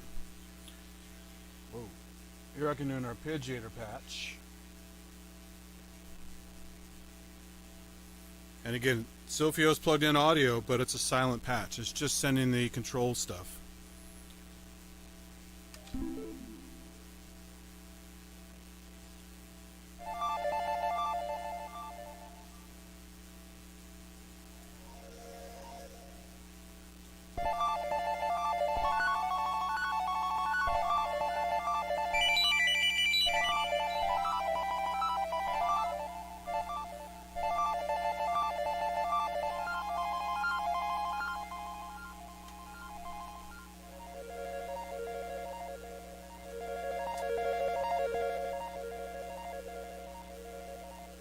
Again, it's not responding much to the tilt or the twist because it doesn't know those CCs yet. So I'd have to plug that in. But it's a fun thing to try because I haven't used it with this gear yet. And I had a similar thing with the Oriba. The Corda seemed to send stuff to this thing just fine without too many tweaks, but it depends on the patch.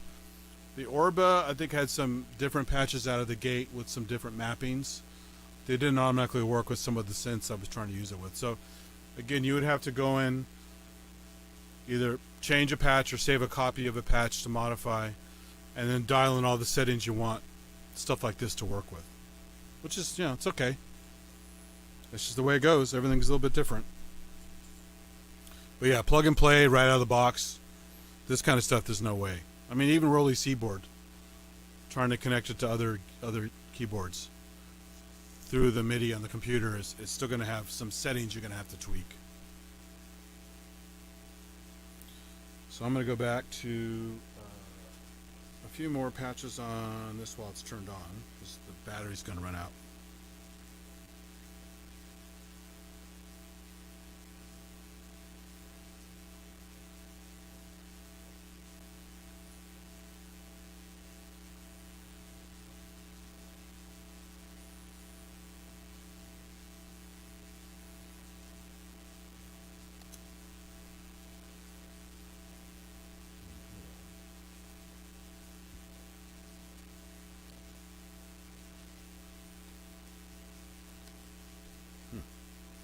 I don't hear that one.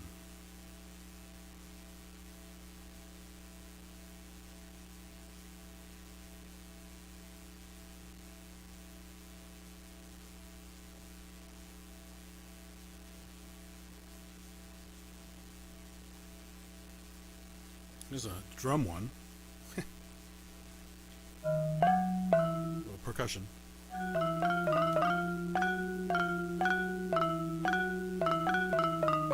Almost like an anklung.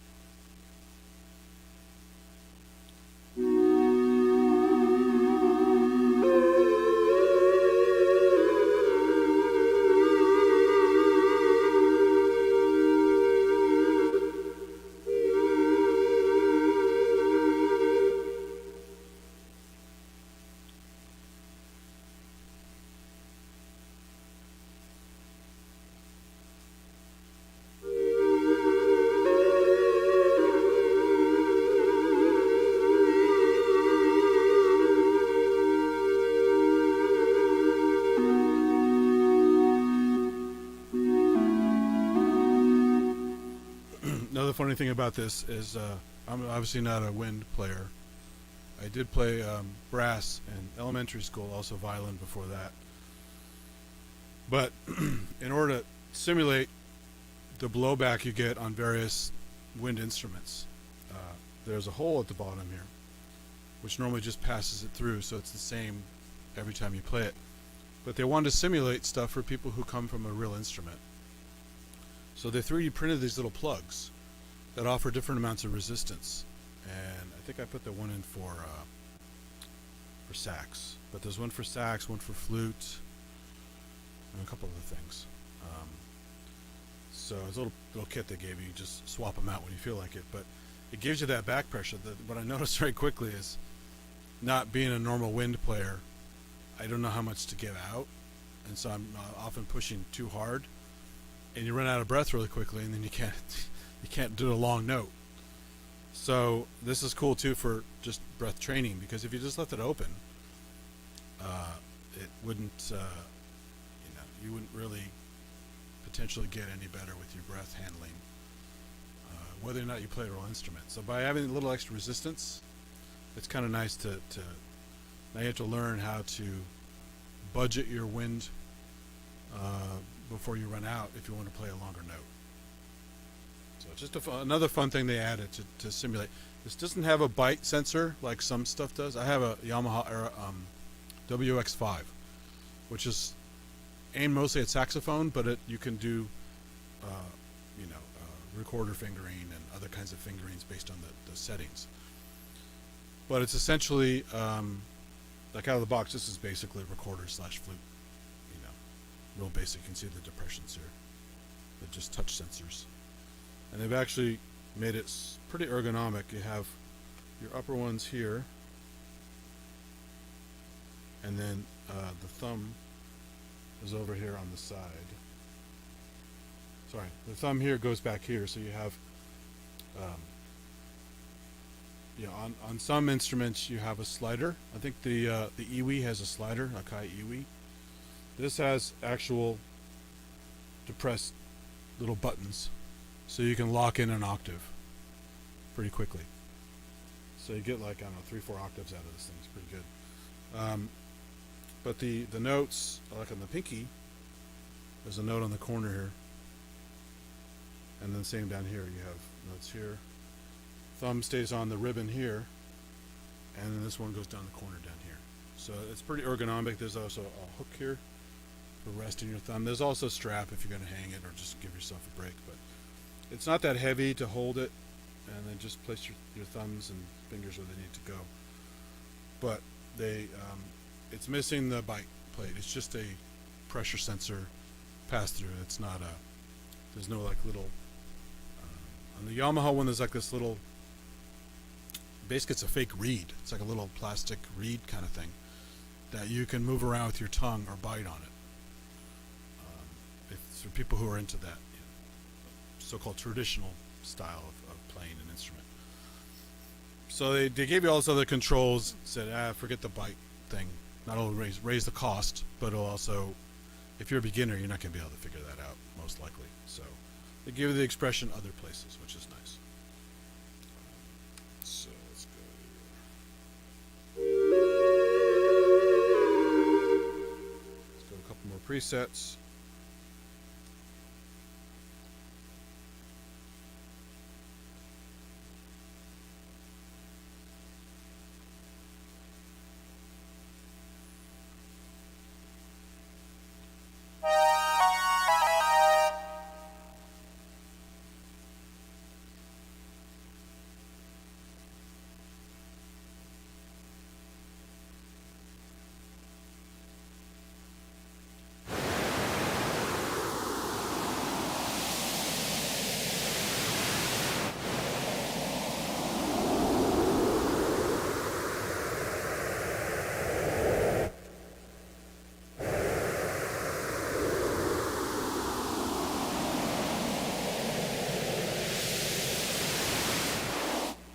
So you can do some weather system stuff there.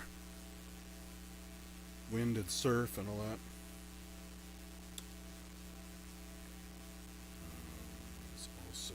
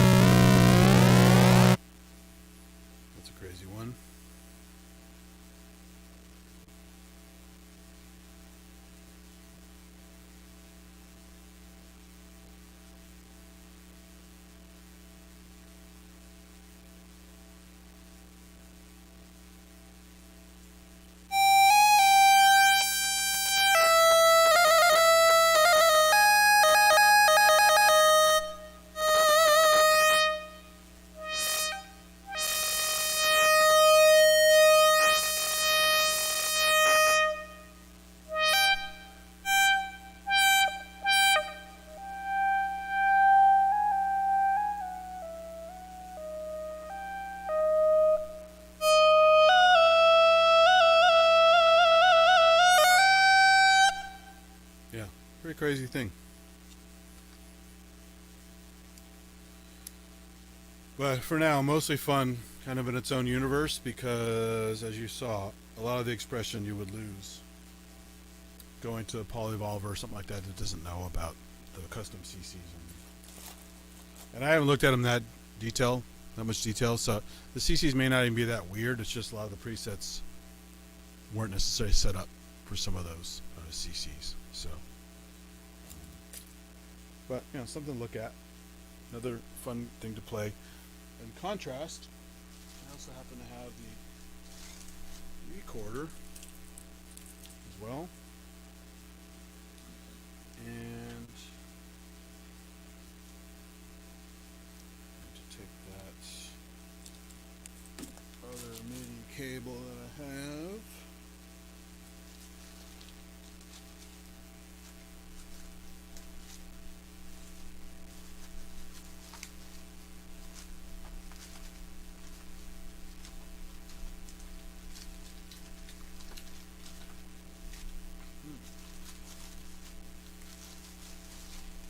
With me, it's in one of these bags. Just moving stuff around. And of course, you clean things up too much and you can't find stuff.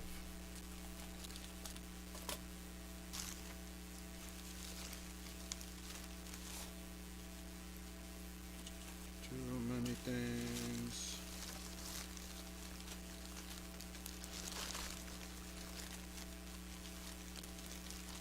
It's not that one.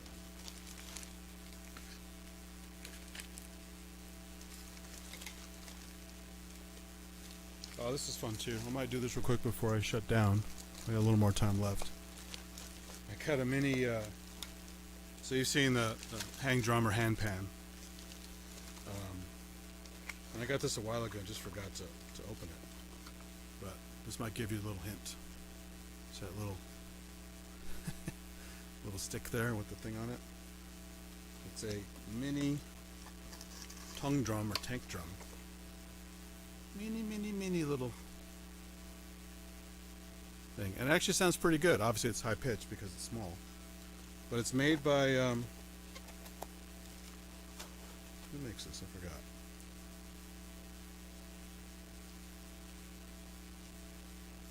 Oh, it's made by Meinl. Meinl makes good stuff. Cajones and bongos and didgeridoos and all kinds of stuff. But that was funny. It's like a little something an executive would have on their desk, like those little Japanese sand garden things, or small little tchotchkes just to keep people entertained. It's one of those kind of things, just a small thing you would have on your desk. Where's my MIDI connector? Damn it. I moved some stuff around, I can't find it. Bear with me, sorry for all the bag rustling noise. I will find it.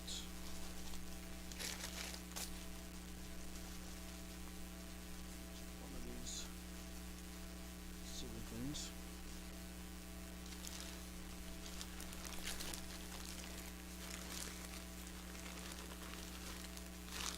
It's not that. It's not that.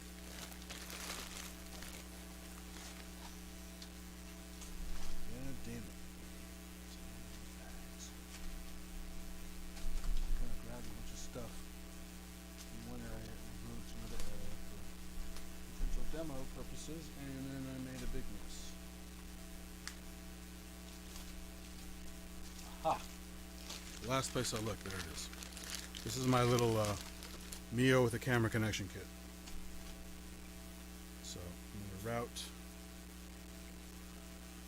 my audio. Change the MIDI for this guy. I'm using a different interface.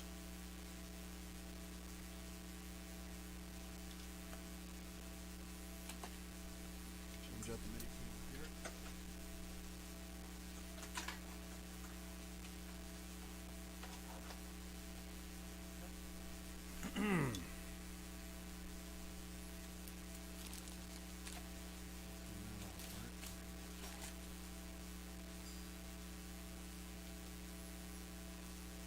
You can hear it on the mic here.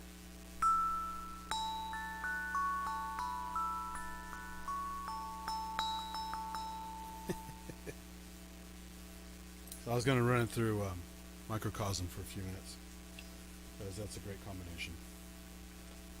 If you haven't seen one video I did a while back with Microcosm and the larger tank drum, or the hang drum that I bought. Used. Was it used? I guess it was used. So then, plug in my Mio. Make sure I charge this up. I think it has some juice. There we go. That's turning on. Blinking blue light for Bluetooth. So same thing, you go into BLE. Make sure recorder's connected. There is a recorder app, but I almost never use it. It's just more about training kids how to play little songs and stuff. You don't need it for MIDI. Connected. And then I go into MIDI Flow app, which is really good value for what it does. It basically just routes MIDI coming through the device. So MIDI in is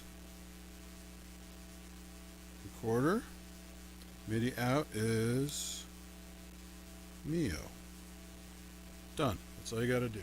It has MIDI monitoring stuff, so if you have problems, you can actually watch stuff flow or not flow if you have some issues. But it's all ready to go. So I should be able to do this again. Again, the recorder is fun. It's from Italy. It was a Kickstarter or Indiegogo, whatever. There's a strap with it and stuff. But it has a couple different modes. If you haven't seen it, I like the red one, so it stands out from other stuff I have that's not red. It's MIDI controller right now because it's turned on and everything's ready to go. Bluetooth. But if you pull out the stop here, it's a proper little recorder loop thing. So you can annoy people just like the school kids do. Put the stop in there, because you don't get enough back pressure if you have it plugged. Although you could theoretically use it as a controller and a live instrument. There's a mode here too that's cool. This again, just basic pressure sensor, not a byte sensor. So no extra thing there. No tilt, no twist, none of that kind of fancy stuff. Just, although, hey, does that have an accelerometer? It might have actually an accelerometer. I think you do maybe get a tilt. I have to double check that. But not like the Sylphyo. You're not getting a ribbon and a twist and this kind of motion. You know. But what's cool is they also do it. Say you have COPD or some kind of impairment to your breathing, where you can't force enough air out, emphysema or whatever. They have a mode where they just turn off the breath sensor and it just knows you're touching the notes. It's little sensors pick up your fingering and send out the MIDI. Very cool. So they thought about people who, you know, can't play things like everybody else can. You're not left in the cold. So here we go. Oops. Oh, turn the PolyEvolver back on.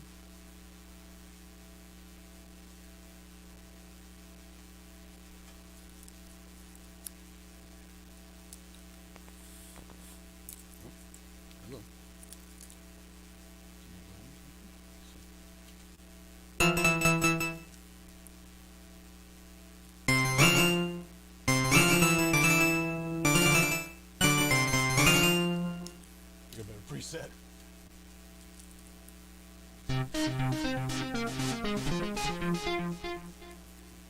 This is passing too much air. Didn't put it in all the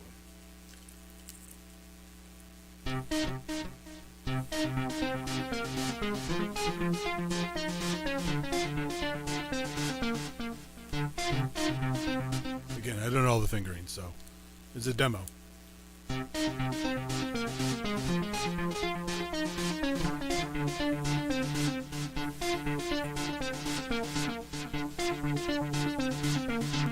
So it's doing a tilt accelerometer thing, but not much else. It's pretty no frills.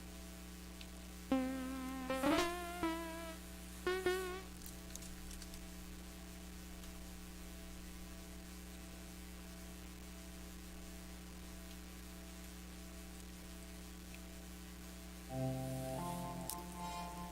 audio check, make sure it's okay here.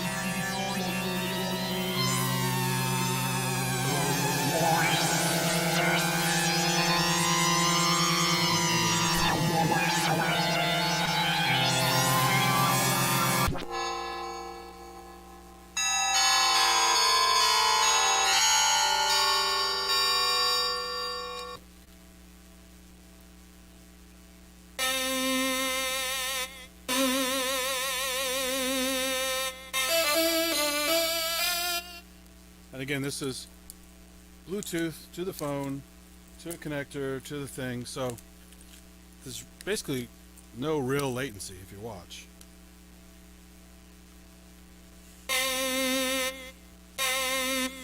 Hold on. Take a better preset.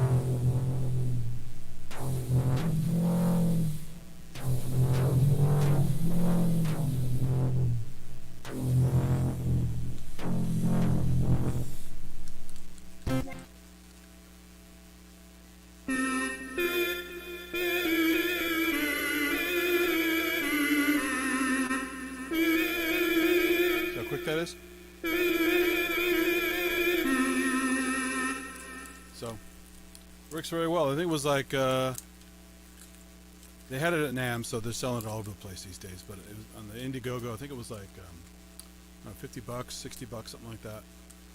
But it's cool because it's, you know, I think they donated a bunch to schools to encourage kids to play music of some kind, starting simple with the basic little flute. And you know, everyone gets sick of the same flute sound all the time. It's pretty hollow, pretty basic. But you know, a kid could basically have his own little MIDI controller too. And because Bluetooth, all you need is a phone or an iPad. You don't need all this crap hooked up. That's to hook up to the hardware. But very, very cool little thing. So there's a guy called Gary P. Hayes in Australia. He does a lot of really cool live streams of modular. It's a lot of Berlin School stuff. It's really, really good. And he's done a few jams with this as a controller in his modular rack. It's just got a, you know, Bluetooth. He's got some kind of config, maybe something similar to this, but something that spits out MIDI at some point and then goes to CV gate. So, but yeah, so they're showing up here and there. It's not super popular yet, but I did see a lot of people messing with them at NAMM. And I think they partner with the Sound Machines guys also in Italy. The Sound Machines guys make some really cool stuff. I have their what's it called, the neural analyzer thing, where basically it reads your brain waves with an EEG type thing. There's a thing called NeuroSky. It's again Bluetooth. Bluetooth is everywhere. There's a NeuroSky Bluetooth headset, and it will read all the common like alpha, theta, gamma, you know, waves that come out of your head, and kind of simplify it. They don't give you like all the readouts you'd have on a proper EEG at a hospital. It's like $100,000. But they give you like a good sampling of that, and then the software they wrote for the thing will convert that to something more usable, because if it's all over the place, it's just going to get noise. So they, instead of doing like, I'm going to think you know, and try and play a C or a G or whatever, it's not going to do that. But what they've done is use it for modulation. So you can use it, there's like a relaxation mode, and there's a activity mode. So if you're like scrunching up your face and you're blinking a lot and looking around and stuff like that, that's firing off different brain waves in the section they've chosen for activity. There's also relaxation, so the more you relax, the waves change. So you can use it for slowing a tempo down or dropping a pitch, some kind of modulation thing. Pretty interesting stuff. So that's Sound Machines, and they partnered with these guys at NAMM for some stuff. They were working on some stuff together, I think. Yeah, a lot of cool stuff. A lot of the really cool stuff's coming out of France, like the Sylphyo, the Audio Thingies company, Osmos, Arturia, just tons of really cool stuff. But there's some cool stuff coming out of Italy too, some modular stuff, some little controllers, which is kind of fun.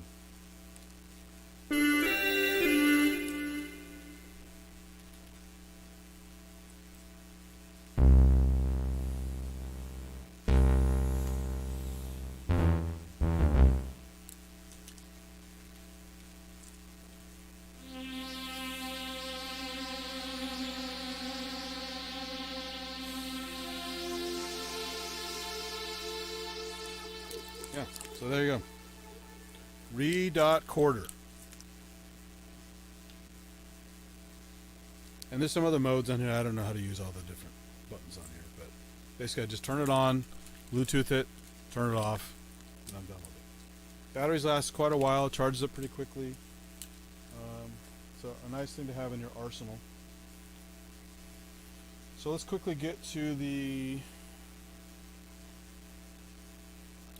little mini tank drum. I'm dying to see what that sounds like with the microcosm. So I have the microcosm here.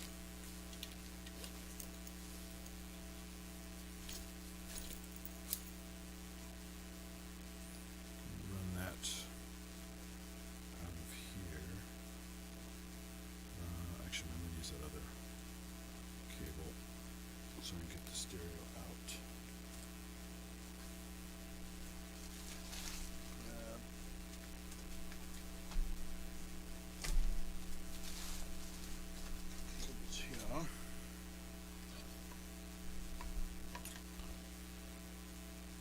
What else is going on out there?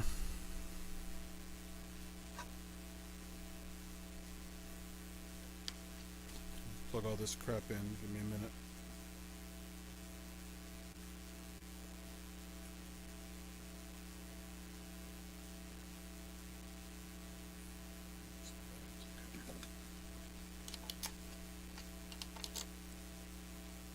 Okay. I'm gonna swap this out with the one used for the PolyEvolver, I think. Oh no, the other. I'll use it for the audio out. Wire this in real quick, because I didn't have any other stray cables hanging out, so I have to sacrifice another one.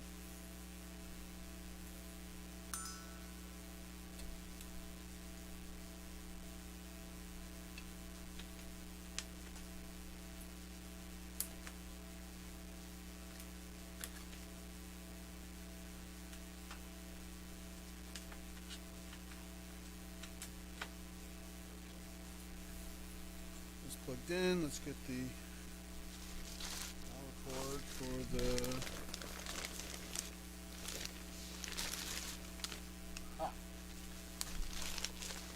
pick that up. I misplaced that. Let's get it plugged now. Give me a minute.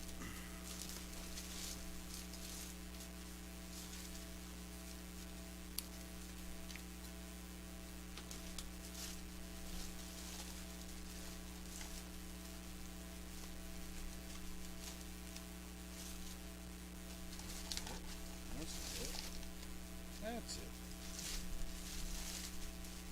It's in my bag. Okay. I'm going to plug this mofo in. I think I can fit it in. I have the Sylphyo monitor, the Sylphyo connector thing.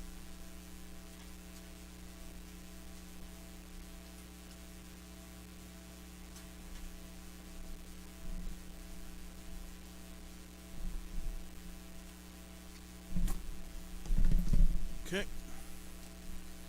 you guys know Microcosm, great little box, lots of magic essentially. It's kind of doing some stuff for you, which is a nice thing, so you have other things to tweak. You don't have to think about every little thing you're controlling.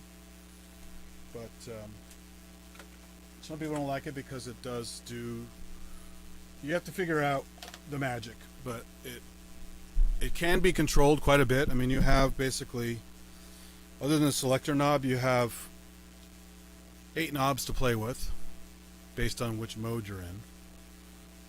And then you have, ways to invoke it and mute it and stuff like that. So it's pretty crazy box and just beautiful sometimes. And it's a little bit of unpredictability in certain modes unless you really sit and learn. Oh, if I turn that, it does that. If I mix those two, it does that. So you do have some control, but some people want total control, and it's not that kind of box. But what you can do with it is almost like cheating. I mean, it really is magical, some of the stuff you get out of it. This is why they made the new box that has more sliders and knobs per section. So it's easier to dial in certain things. It won't go crazy like this does. But sometimes you want something to go crazy because it's really cool to have those flexible options. So let me get my contact mic for this thing.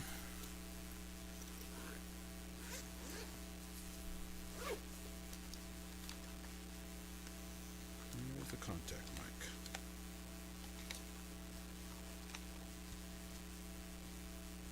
That's not it. That's not it.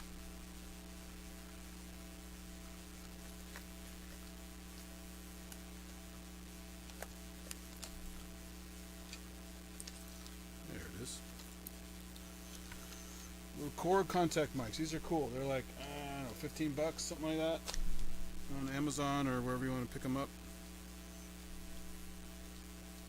Got a little clip. Terminates in a 1/4 inch jack and works very, very well. For years I've used ripped apart piezo buzzers from Radio Shack, taped them onto stuff, made a custom jack or plug for it, and That was all fine, but it's nice to just sometimes pull something out, plug it in, and go. And it's sturdy, and it's not falling apart. I don't have to resolder and all that kind of stuff. So I found these because I bought a Korg drum machine a while back. Well, first I bought the Korg wave drum, which is amazing. I have one right here. Another one somewhere else. And it's really cool, but it's an island. There's no MIDI on it. There's no really editing that much. I mean, there's an editor, but it's 2-character LED and a crazy like manual to get through all this stuff. So you pretty much use the presets and have fun. But they made a wave drum mini that is portable and a little more limited, but it's cool because they designed it around controlling 2 different ways. So it comes with a strap you strap on your leg, so you can just sit on a bench or a stool. You don't need a table. You strap the thing on your leg, and you can hammer away on your leg with this thing. Well, that's great, but you want to have more sound options. They made it so a jack plugs in the back and adds one of these things to it. And this could clip on your shoe, on another table. You hit the table, and that's a now surface that picks up a vibration trigger for the other drum sound they give you inside that box. So you can do more complicated things on the go, which is pretty smart. Then they made an entire drum machine. It's this kind of round shaped thing, almost looks like the Apple Airbase for the Wi-Fi at home, and it kind of looks like that, but it's full of these plugs. There's no interface on the thing. It's all based on triggers. Looks like 4 or 5, maybe more triggers, and you just attach them to everything. A table, a lamp, a mouse pad, or whatever. And you just, everything you hit with your hands or a stick or whatever becomes a trigger, and you just built a drum kit out of the area around you. And the drum brain is this thing in the middle. So I got onto these early, but I didn't know they were so cheap when you buy them separately. So really fun. So I'll plug this guy in. Let's see if you actually get anything in here. What's your room?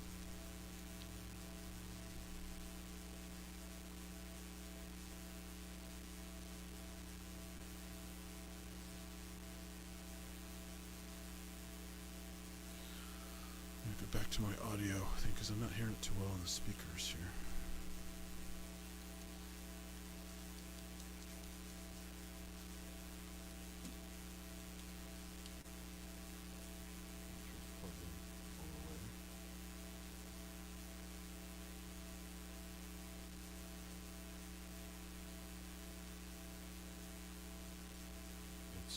It's a pretty sensitive thing. It's not the hottest instrument.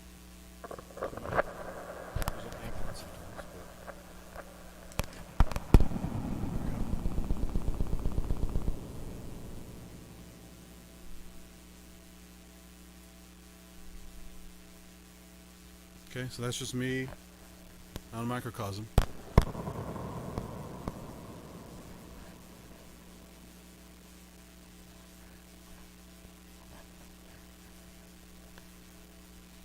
Now, unfortunately, they usually don't have a nice sound hole in these, so this goes right into the sound hole, but I'm just noticing it's a pretty small sound hole. This may not fit in here.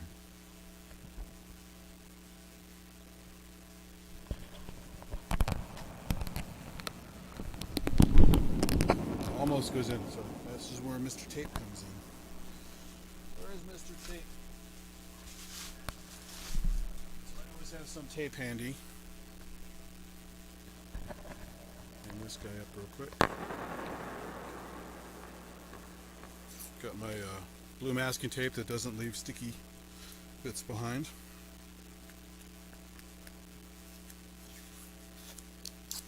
And I'm just going to tape it to the bottom, since the sound hole is not a good size.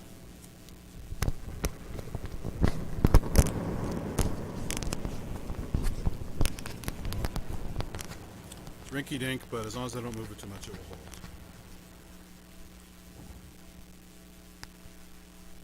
Oops. I need more tape. enough piece on there.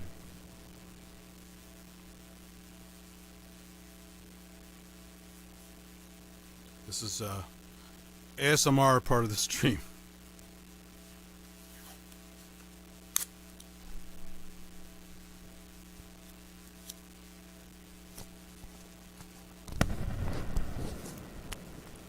I won't put too much tape on here because it'll dull the rain. Okay, that's pretty good. So now I take the little tiny stick with a little mallet, little rubber tip on it.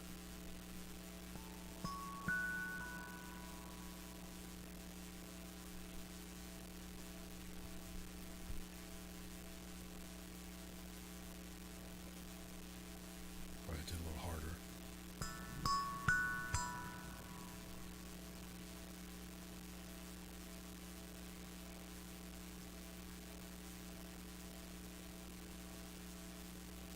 Pick a different mode here.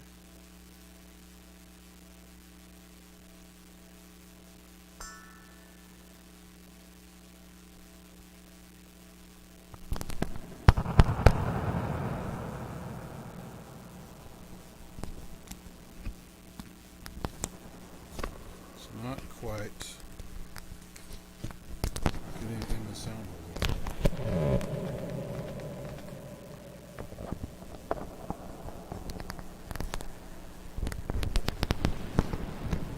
Could also use a lav mic for this. They have very small elements you can stick inside this thing. Sorry for all the rustling noise there, but I think that will do it.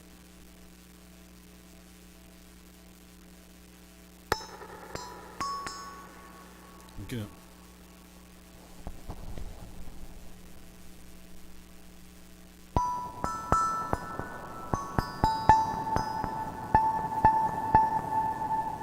because I'm touching the bottom of it and the tape, it's getting a little, it's not ringing as much as it should.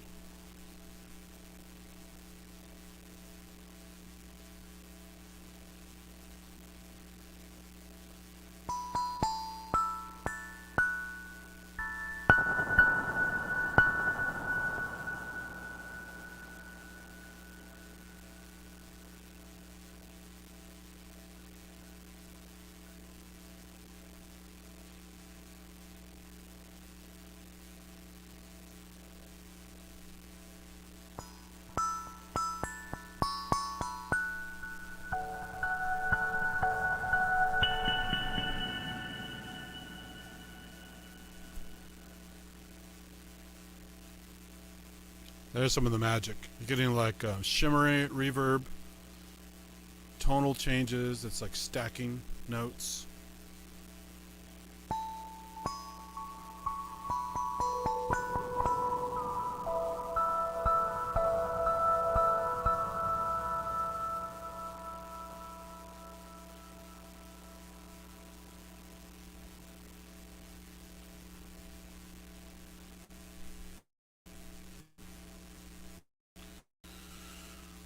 What's up, Steve and Cresthead and everyone else who came in? Sorry, I haven't watched the chat as much as I should have.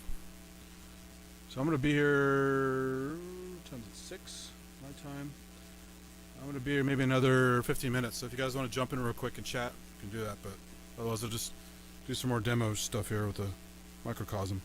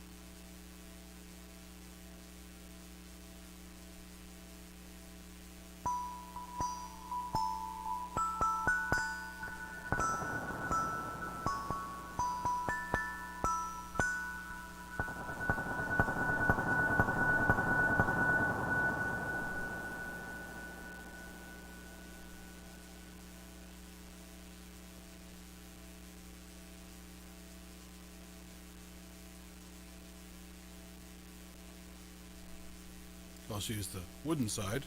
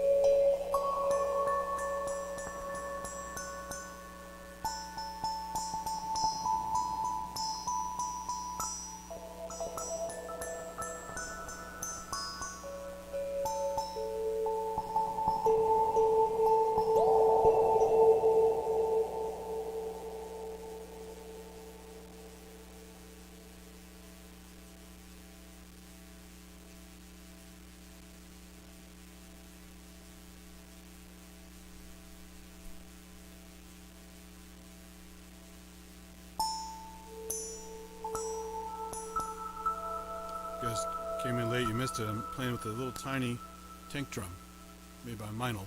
Little pocket or tabletop, like executive size, office size. Sounds pretty decent for what it is. It was only like 15, 20 bucks. So I figured, what the hell?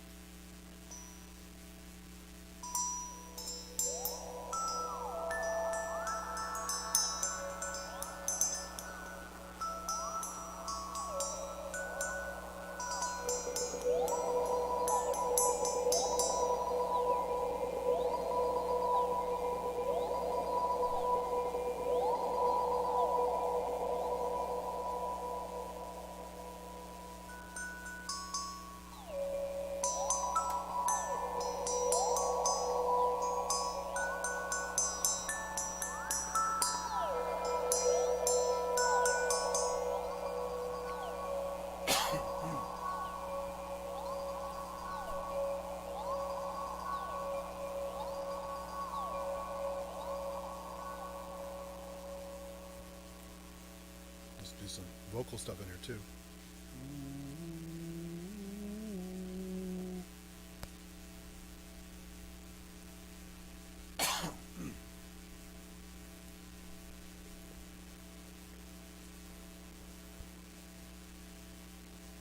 Don't think it was loud enough to pick it up.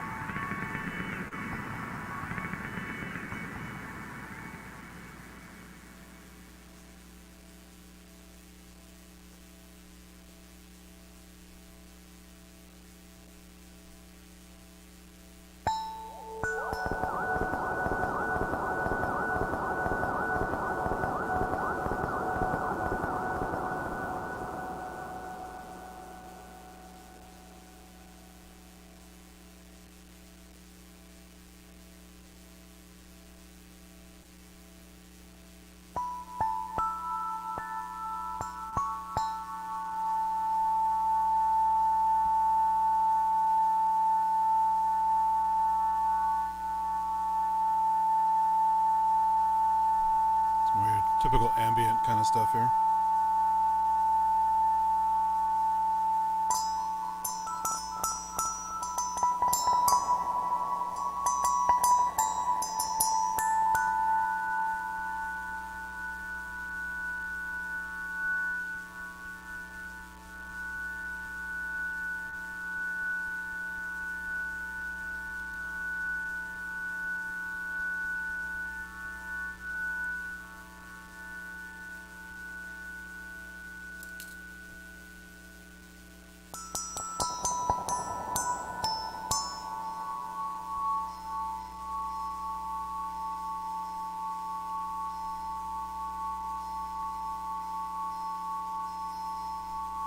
Oh, thanks, Eric. I'll see ya.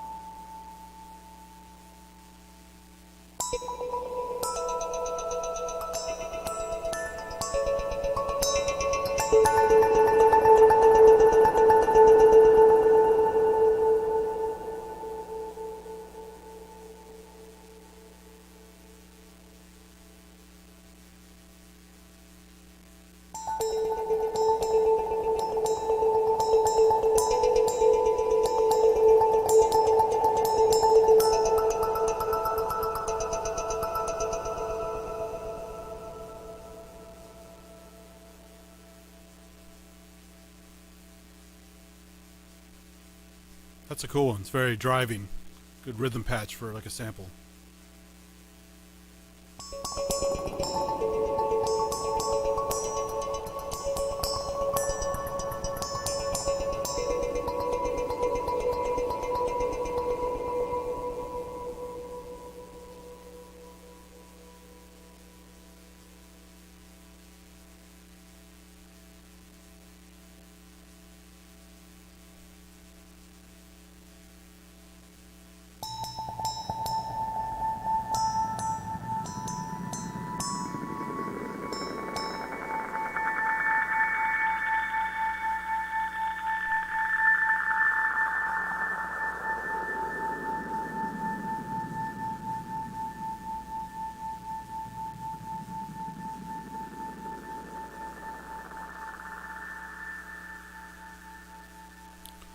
So you can see why it feels like cheating, because it's literally combining a whole bunch of different pedals in one.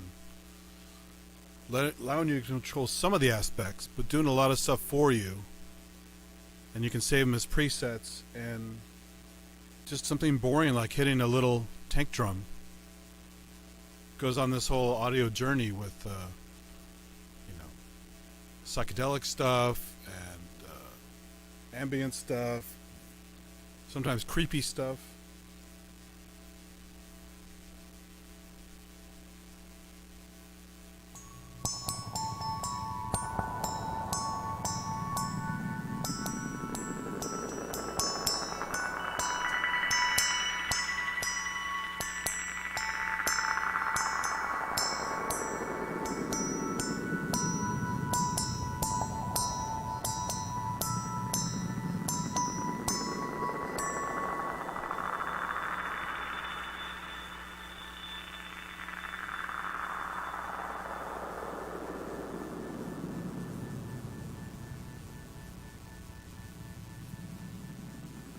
And like I found on many occasions, when you need to trigger something or beat something, the Sharpie works great. I've been using the Sharpie for a while with this thing.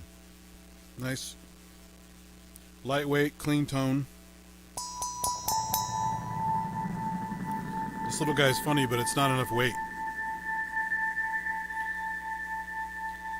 And then if you get something with a little more weight that's metallic, you can do these nice bounces. Give you like a ratchet.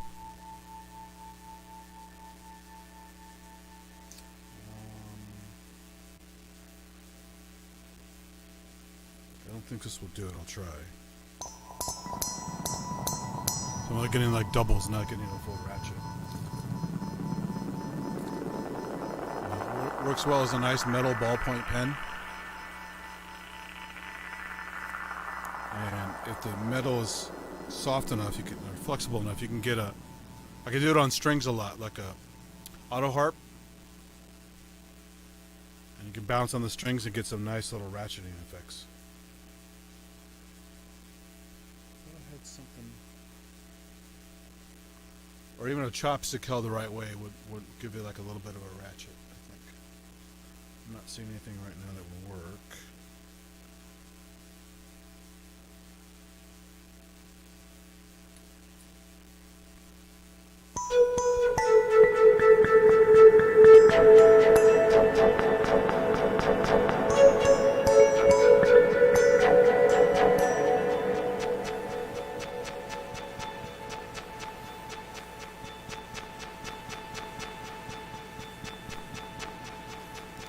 That almost sounds like a flute there.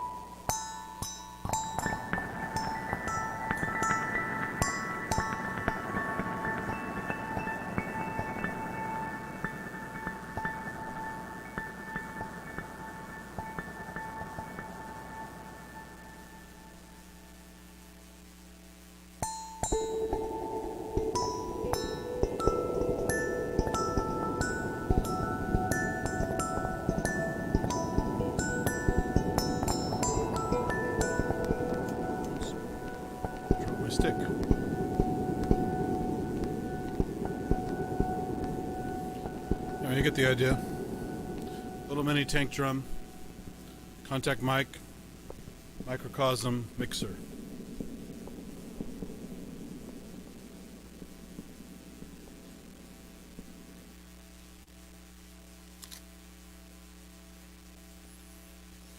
Pretty cool, pretty cool.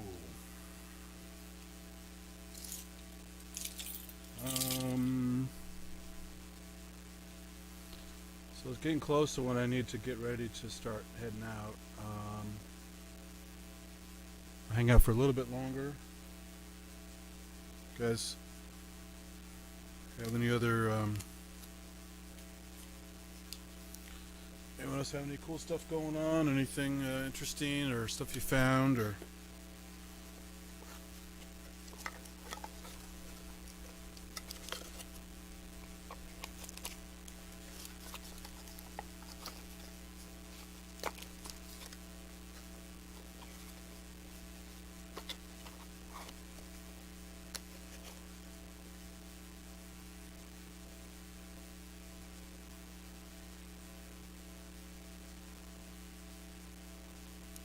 By the way, that little tank drum's an A major scale, so in case you guys didn't.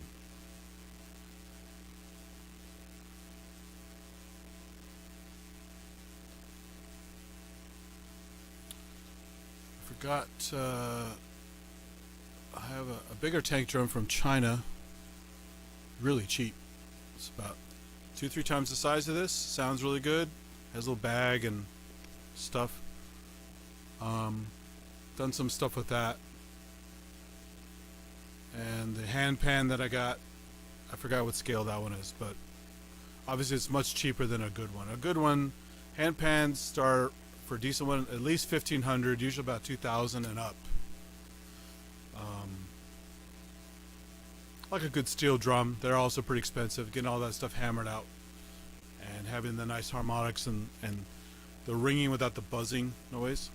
And the metal just rings. Very nice. My hand pan was pretty cheap, but it's okay because I'm using it with effects and with reverbs and amplification. So I'm not sitting in the park on the grass expecting a perfect tone out of my thing because I'm doing other stuff with it. But if you want like a proper, where people could hear you in a group playing out in the open, longer sustain, better volume, cleaner tone, but with also some good harmonics. You got to spend, I think my cousin got one for about $2,000, handmade in New Mexico or Arizona or something like that. But some are crazy. I saw some at NAMM that were like $5,000, but you know, I'm not into it that much.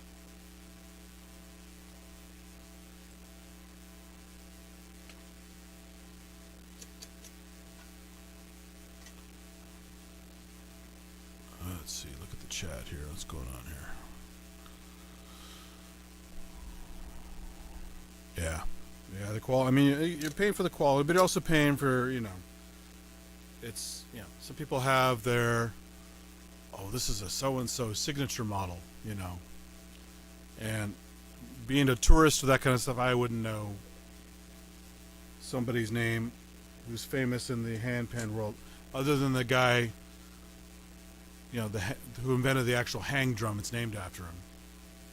I forgot his actual name, but that's why you're not supposed to call it. It's like champagne versus sparkling wine.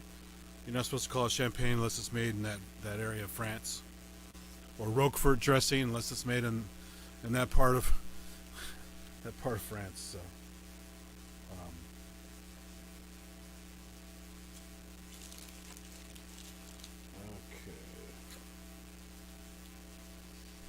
I'm going to start packing in. Hope you guys had fun. I was just goofing around. Main thing was just to start with a MIDI guitar, getting used to that again. Get ready for the next stream with Eddie at some point. End of the month. And play with some more wind stuff. Excuse to play with PolyEvolver is always a good thing. And then the other recorder. And some other good stuff. I think next time I'll play with the balls. You guys, I've shown you these before. I don't think I actually made a video on this yet, but I played with them in the past. It's British duo. It's like I'm not sure if they're inventors or just regular artists that just kind of got together and came up with these little balls. There's a very small hole in here for plugging the charge cord. Other than that, they're off until you bang them to make the Bluetooth turn on, essentially. There's a little light that comes on. You can kind of see through the material. And because the power's recessed, you can pretty much use them outside and not worry about it getting wet, causing a problem, or too much gunk getting in there. And you just bounce them off walls, bounce them off floors, do some cool little table bounces, which do like the nice rapid bounce, and use it for making rhythms and other music. And the Balls app is pretty cool. You can also sample into it and make your own beatboxing or other percussion noises, or sample a synth in your studio, take it in the app on the go, and do recordings and make stuff that way. So it also it's a MIDI controller too, so you can bounce through the app to other gear. So at some point I'm gonna hook it up on some drum machine or whatever and start using this to make some drum sounds with it. But it's pretty cool. They're not charged. I have to charge them up. But you do need the app to leverage it, because just turned on, I don't think they work in iOS just as a dumb Bluetooth device, because there's no configuration without the app. So, but it's fine as long as the app still exists and it hasn't gone anywhere. Let me make sure I still have it. Been a while since I used it.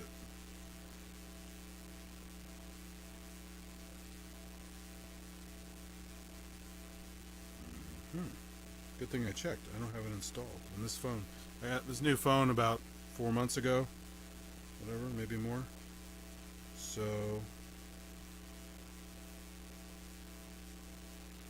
gotta make sure I have the damn tool.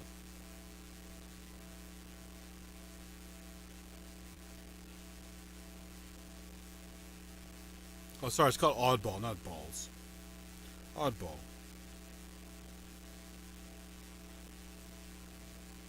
There it is. It's got a green icon that says odd on it.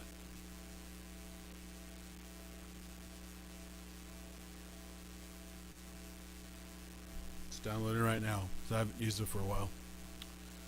I had some presets I made on my previous phone, but it was a work phone, so I lost that content. I forgot to download the presets I made on there, but it's okay. But they have a huge library it comes with. Chromatic instruments, percussive instruments, and the app is pretty easy to use, but it's just fun. You just, that's why I bought two, so, you could do at least two different sounds at once. Some, based on how hard you hit them, will trigger different sounds, just like MIDI velocity will trigger different layers on some of your synths if your presets are set right. You can do like a kick and a snare on the same ball based on how hard it hits. So that's pretty cool. See, 2 balls should be enough. 1 ball was fine.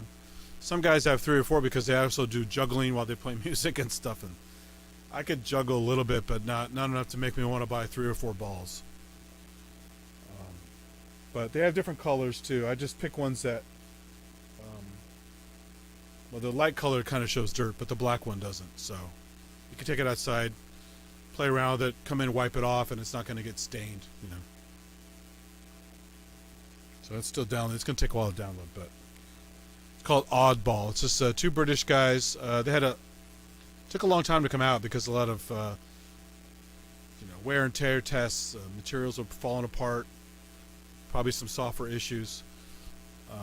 But they have a video of a guy going up and down some street somewhere, just bouncing off the wall, bouncing off the floor with his headphones. He's doing like street performance with the speaker set and a bunch of people watching.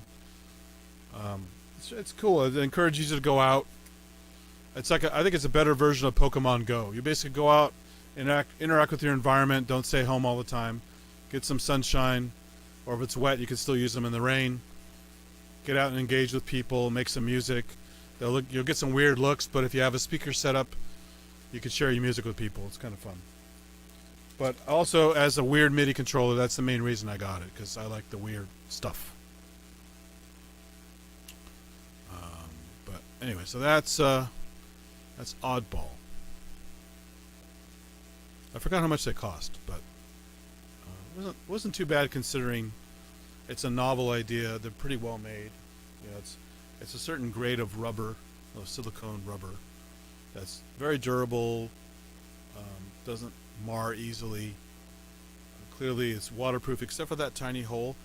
I guess they figured people would lose the plugs if they put a plug for the hole, but it's deeply recessed enough that it's not a problem.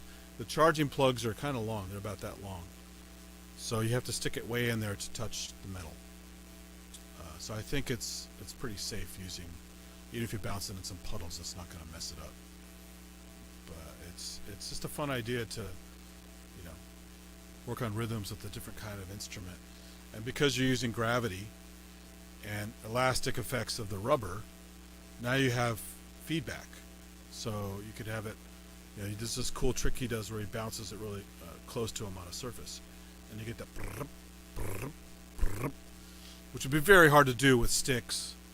You could do it with a repeat function on a drum trigger, but it's not quite the same. Because you could vary it each time you drop it. A little more bounce, a little less bounce, different distance, kind of like the bouncing ball thing I mentioned early on. The higher you drop it, the longer it takes to do its thing. And if you left it, it would basically settle out. So you could use all those as cool rhythm elements that are not easy to do. Even with drumsticks, you can get rolls with drumsticks, but there's not a lot of weight to the drumstick, and so you're kind of throwing it at the head, and it bounces in a cool way. But the ball actually has some mass to it, so it will behave with the way a rubber ball does, that a stick doesn't, or that your fingers couldn't possibly do that quickly without some kind of post edit or a ton of practice to figure that out, and this is just doing it for you. It's just using gravity, so it's a cool idea, which is why why I got it. How much have I used them? Like 4 or 5 times. So yeah, it's not something that I should use them more. Like I said, they're really cool, but like I said, the app wasn't even on my phone, so now it is. And where is the Oddball app? Come on. That's not what I wanted. Here's the app. It's loading up. I think it takes a while the first time because it's got to start loading samples and stuff.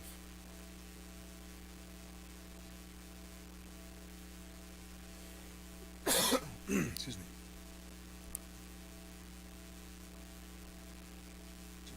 Oh, I hit the wrong folder. I had too many apps open. That's a bad thing. There we go. Like to use Bluetooth, yes.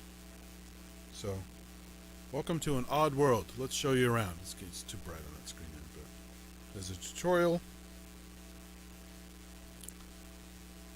So, talks about the ball versus the app. Swipe to continue.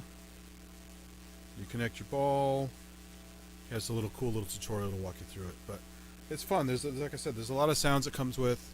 There's a recording section, so you can record stuff and you can basically chop up. Have longer samples, or just have little staccato samples, really short ones for rhythm hits and stuff. And then it has this interface where you can have, I think it's 4 main sounds loaded at once, and some sounds, like I said, are by trigger sounds based on the sound made by the person. So you can basically pick one thing, you swipe that direction, you start playing with the ball, and it's built in a loop. It's a looper app, and then you get something you like, you can restart until you get it right, and now it's locked in, and now you do the other section, play with that with the other ball. So it's fun. I will do a thing up that coming up. I left it here for a while. I kept forgetting to charge them up and install the app, which I've just done. So,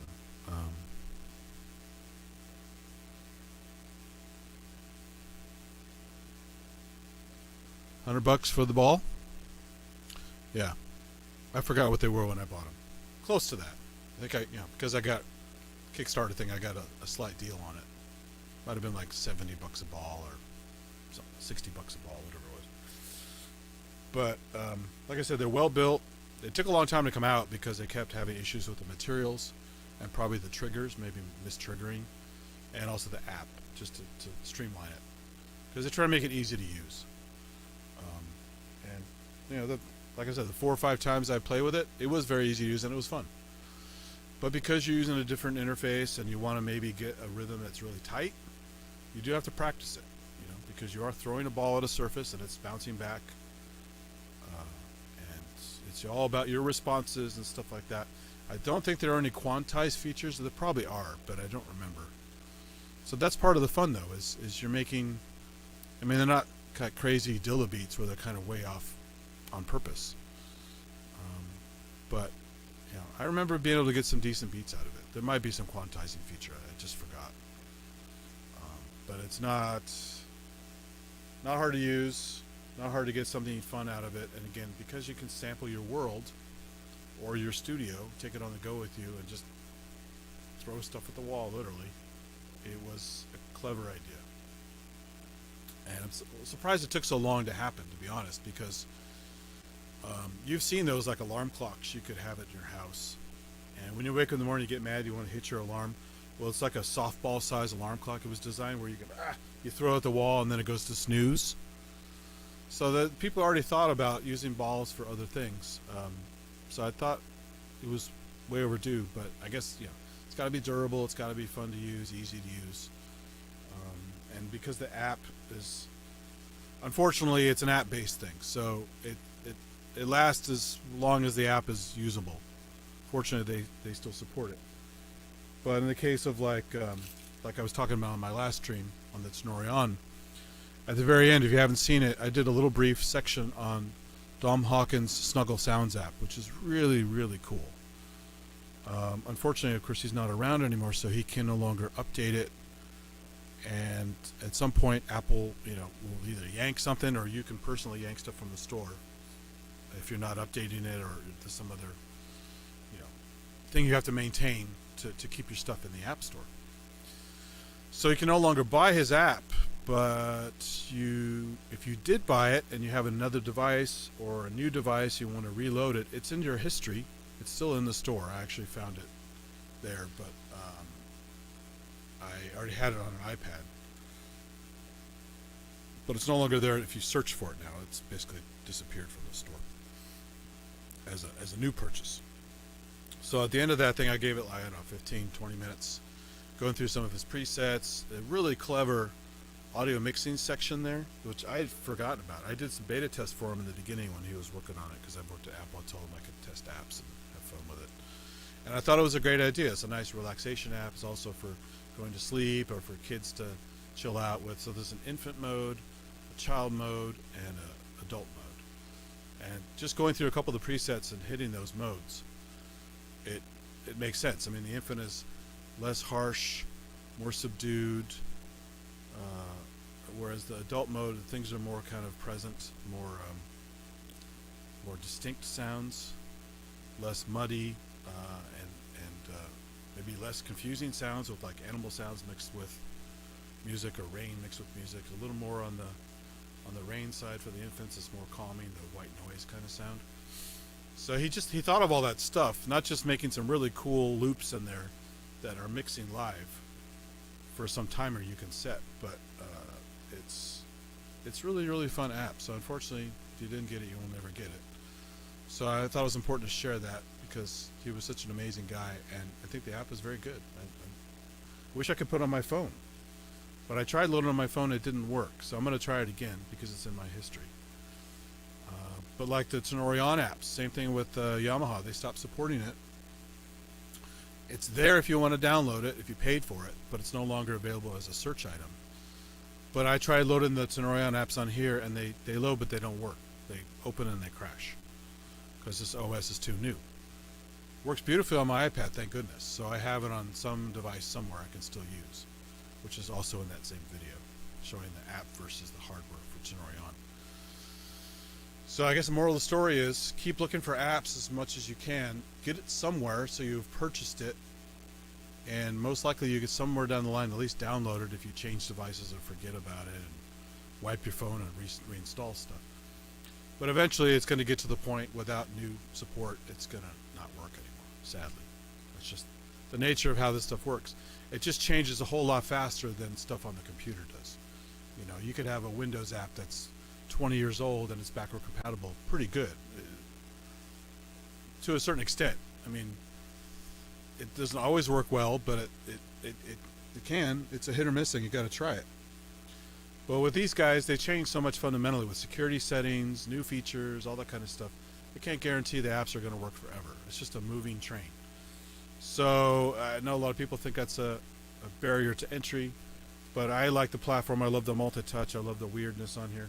So I'm happy keeping multiple devices with the apps on that I like, and just freeze the apps. Freeze the OS, freeze the apps, put it aside, get a new iPad or something like that, or a new phone if I need to get a new phone, and then just have a series of devices I can go back to with my favorite apps. And because I've done that, I have some great apps you'll never get again on the store. I mean, they're not even there in the purchase history. They're just gone. Like the Wolfgang Palm apps, the guy from PPG. Those are some of the best apps I've ever used on the iPhone. Just quirky, weird, fun, crazy, super multi-touch, tactile. And because he sold off his rights to that to another company, they never bothered to repost it or to update it, which is a real shame because they could even charge more money for it. They don't do anything with it. It's just gone. And so luckily I have that on a bunch of devices, or at least one major device. One broke. I kind of broke the screen and didn't want to pay the crazy amount to fix the screen on it. Because iPad Pro is a lot more expensive than other things. But also, often when they replace your screen, they also tweak your OS if you have it done. I could probably do my own repair, but I'm kind of leery about that because it's kind of fragile. But in any case, if something happens to the device and it gets updated or reset, you lose the apps anyway. So I try to keep a couple devices around with apps I really like. As long as the device still works, I have the apps at least. But the alternative is just never have the apps. Or you could probably jailbreak your device and find them that way. But that's also hit or miss because jailbreak repositories are notoriously random. So even if you paid for an app and you go to a jailbreak repository, which of course they frown upon because, oh yeah, it's theft. Well, I paid for the app in good faith. I've used it. I can no longer get it. I feel okay going to a place to get it, you know, as a proper license holder and paid money for it. I have to get it somehow. So you can do it that way, but that doesn't always work, and sometimes it also makes your phone unstable because you bypass security features and stuff. So it's a weird game you have to play with iOS if you want to keep using a bunch of apps for years. But I'm willing to play it. I know a lot of people aren't, and I get it. But it is what it is. So I know Paul, he likes iOS stuff a lot, which is cool. So and even you know, VCV rack. You have my rack on basically a limited, not that limited, but doesn't have everything obviously, a VCV rack. And I'm not sure how often they update it. It's essentially the same basic thing. It's just iOS based. So you're gonna maybe have less features than you'd have in Windows or Mac because it's an iOS thing, and you got to use, you know, dongles to connect things like that. But it's just having it on the go and tactile. So you're not using a mouse and going wire. You're going wire. Push. It's very direct versus using a computer. Unless you have a touch PC, tablet PC of some kind. Like I have a Wacom tablet PC. I love it for graphics, doing airbrushing, and you know, even has the tilt function on the thing, so you can twist your airbrush and do sprays out, and you can, you know, pressure gives you different size brushes and different amount of wetness and smudginess. It's very cool stuff. Also great for 3D because you sit there and you can track all your, grab all your vertices and draw your Bezier curves and stuff very fluidly, and you also don't get repetitive stress injuries in carpal tunnel because it's a stylus. It's very, very comfortable. It does also, it can work with touch as well. They updated it so you can use your fingers, but it's really better with the stylus. It's more control, more precise, and allows you to do fine point stuff. And then you flip, if you want to quickly change tools, you just flip it, and there's an eraser on the back, or whatever you've mapped it to. You flip it back and keep writing it. So very much along the lines of a real pencil or similar device. So I love tablet PCs, and unfortunately Apple never went there because they're trying to not step on their iPad market, which is really a shame, because I like the Wacom tablet a lot. It wasn't cheap. It was probably about $3,000 when I bought it, and that was a deal. That's a lot for a laptop in any time period, especially one that's not super powered. It has a decent graphics card in there. You can do 3D software, play some games on it, things like that. But it's not, it hasn't upgraded. I mean, I had bought the thing 3-4 years ago, so it's old technology already. It's still great, runs Windows 10, everything's great, but at some point it's going to be stuck in the past. And I could buy a new iPad. It's got to have new processor, new graphics engine, all that kind of stuff. It's going to be much fancier. Tablet PC not so much, because they tend to cost a lot. Surface Pro is not a great alternative. If you're using Surface Pro for music, I could get it as a graphics thing. They show it on the ad with the artist doing graphic stuff, and it works, but it's anemic compared to a Wacom thing. Like the Surface Pro 1 and 2 used Wacom technology. Microsoft got cheap and said, well, we'll use the third party, or they maybe even bought the company that did the third party thing, so they could have it in house. And it's just it's not as good as Wacom. They've been around, the king of their game forever, because it's an incredible company for doing graphics tablets. And even what was that company? The guys who bought Lenovo. The guys who bought the ThinkPad line from IBM. So Lenovo ThinkPads are great. We had them at one of the places I worked many years ago, and they even had a high-end Lenovo kind of desktop replacement, chunky laptop, with a built-in Wacom tablet on the palm rest. That was incredible. I saw that at SIGGRAPH one year, and I thought it was super cool. Now, it's not a full-size tablet. It's maybe like a little bit taller than this on your palm rest, but that's awesome that you have that feature if you're used to using the stylus and you have precision. So you're going to do stuff with signatures and do stuff with flowing artwork and painting and Bezier curves for Adobe Illustrator and 3D stuff. Is super, super cool. But they had I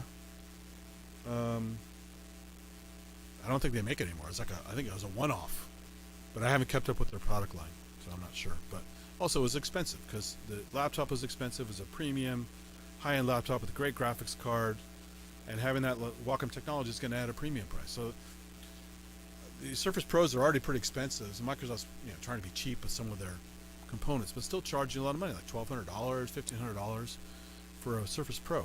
So Robin Vincent, Molten Modular guy, does a lot of stuff with Surface Pro and audio, and it's cool for that because you have the multi-touch with Windows apps.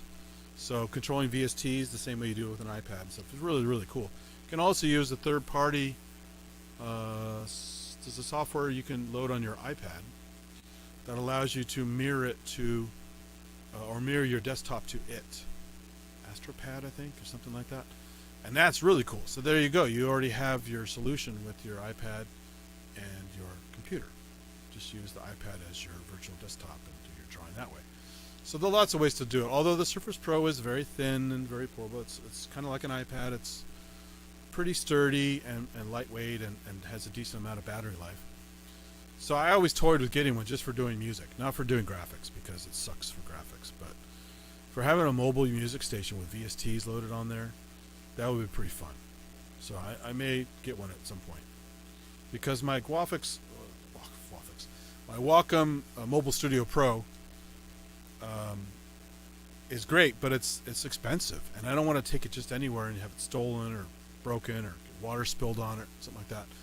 So I would tend to keep that with me more in a home setting, move it around the different tables, or maybe go here and there with it. But I wouldn't care about taking a Surface Pro anywhere because it's a lot cheaper, and it'd be fun to have a mobile music thing that you could take anywhere. And hey, you break it, you buy another one. It's not that bad. You can even buy a used one on eBay, a refurb for I think $1,000, $1,200 for a pretty good one. So, and it has the built-in kickstand and all that stuff. So it's not bad. You can just set it up and use it as a MIDI editor, like Sound Tower editors for your synths or VSTs or whatever. You don't have to use a DAW. You could just use it for some other stuff, but or load Reason on there or something. You know, it's kind of fun. So I may do that at some point. It's a cool idea, but like I said, it's not good for graphics. I know some people like it for graphics, but I'm spoiled with the good graphics tools because of the walk-up stuff. So I'm gonna stick with that. Anyway, I've yacked enough, and I'm already past the time I was supposed to shut down. I gotta go run a couple errands. So again, I appreciate everybody showing up who came and went, and thanks for putting up with all my random weird demos and this damn buzzy audio. I have to fix it. I was going to come in to here early before the thing, but I had already taken almost an hour just to do some other stuff before I could turn this on. And I didn't want to go too late after PSN, so some people in Europe could at least join for a little while. So I'll have to put in some time either this weekend or before the next one I do, maybe next Friday or whatever, to hunt down my noise, because I didn't have that problem in here before. I did many things here on Randy's show and other stuff with no hum. So something I changed in the last 6 months or whatever it was, added some damn hum and some crackly bits. So I need to figure that out. So anyway, thanks again everybody as usual, and I will continue to try to make these entertaining, even though they're kind of haphazard, but it's good fun. And see y'all later. Thanks.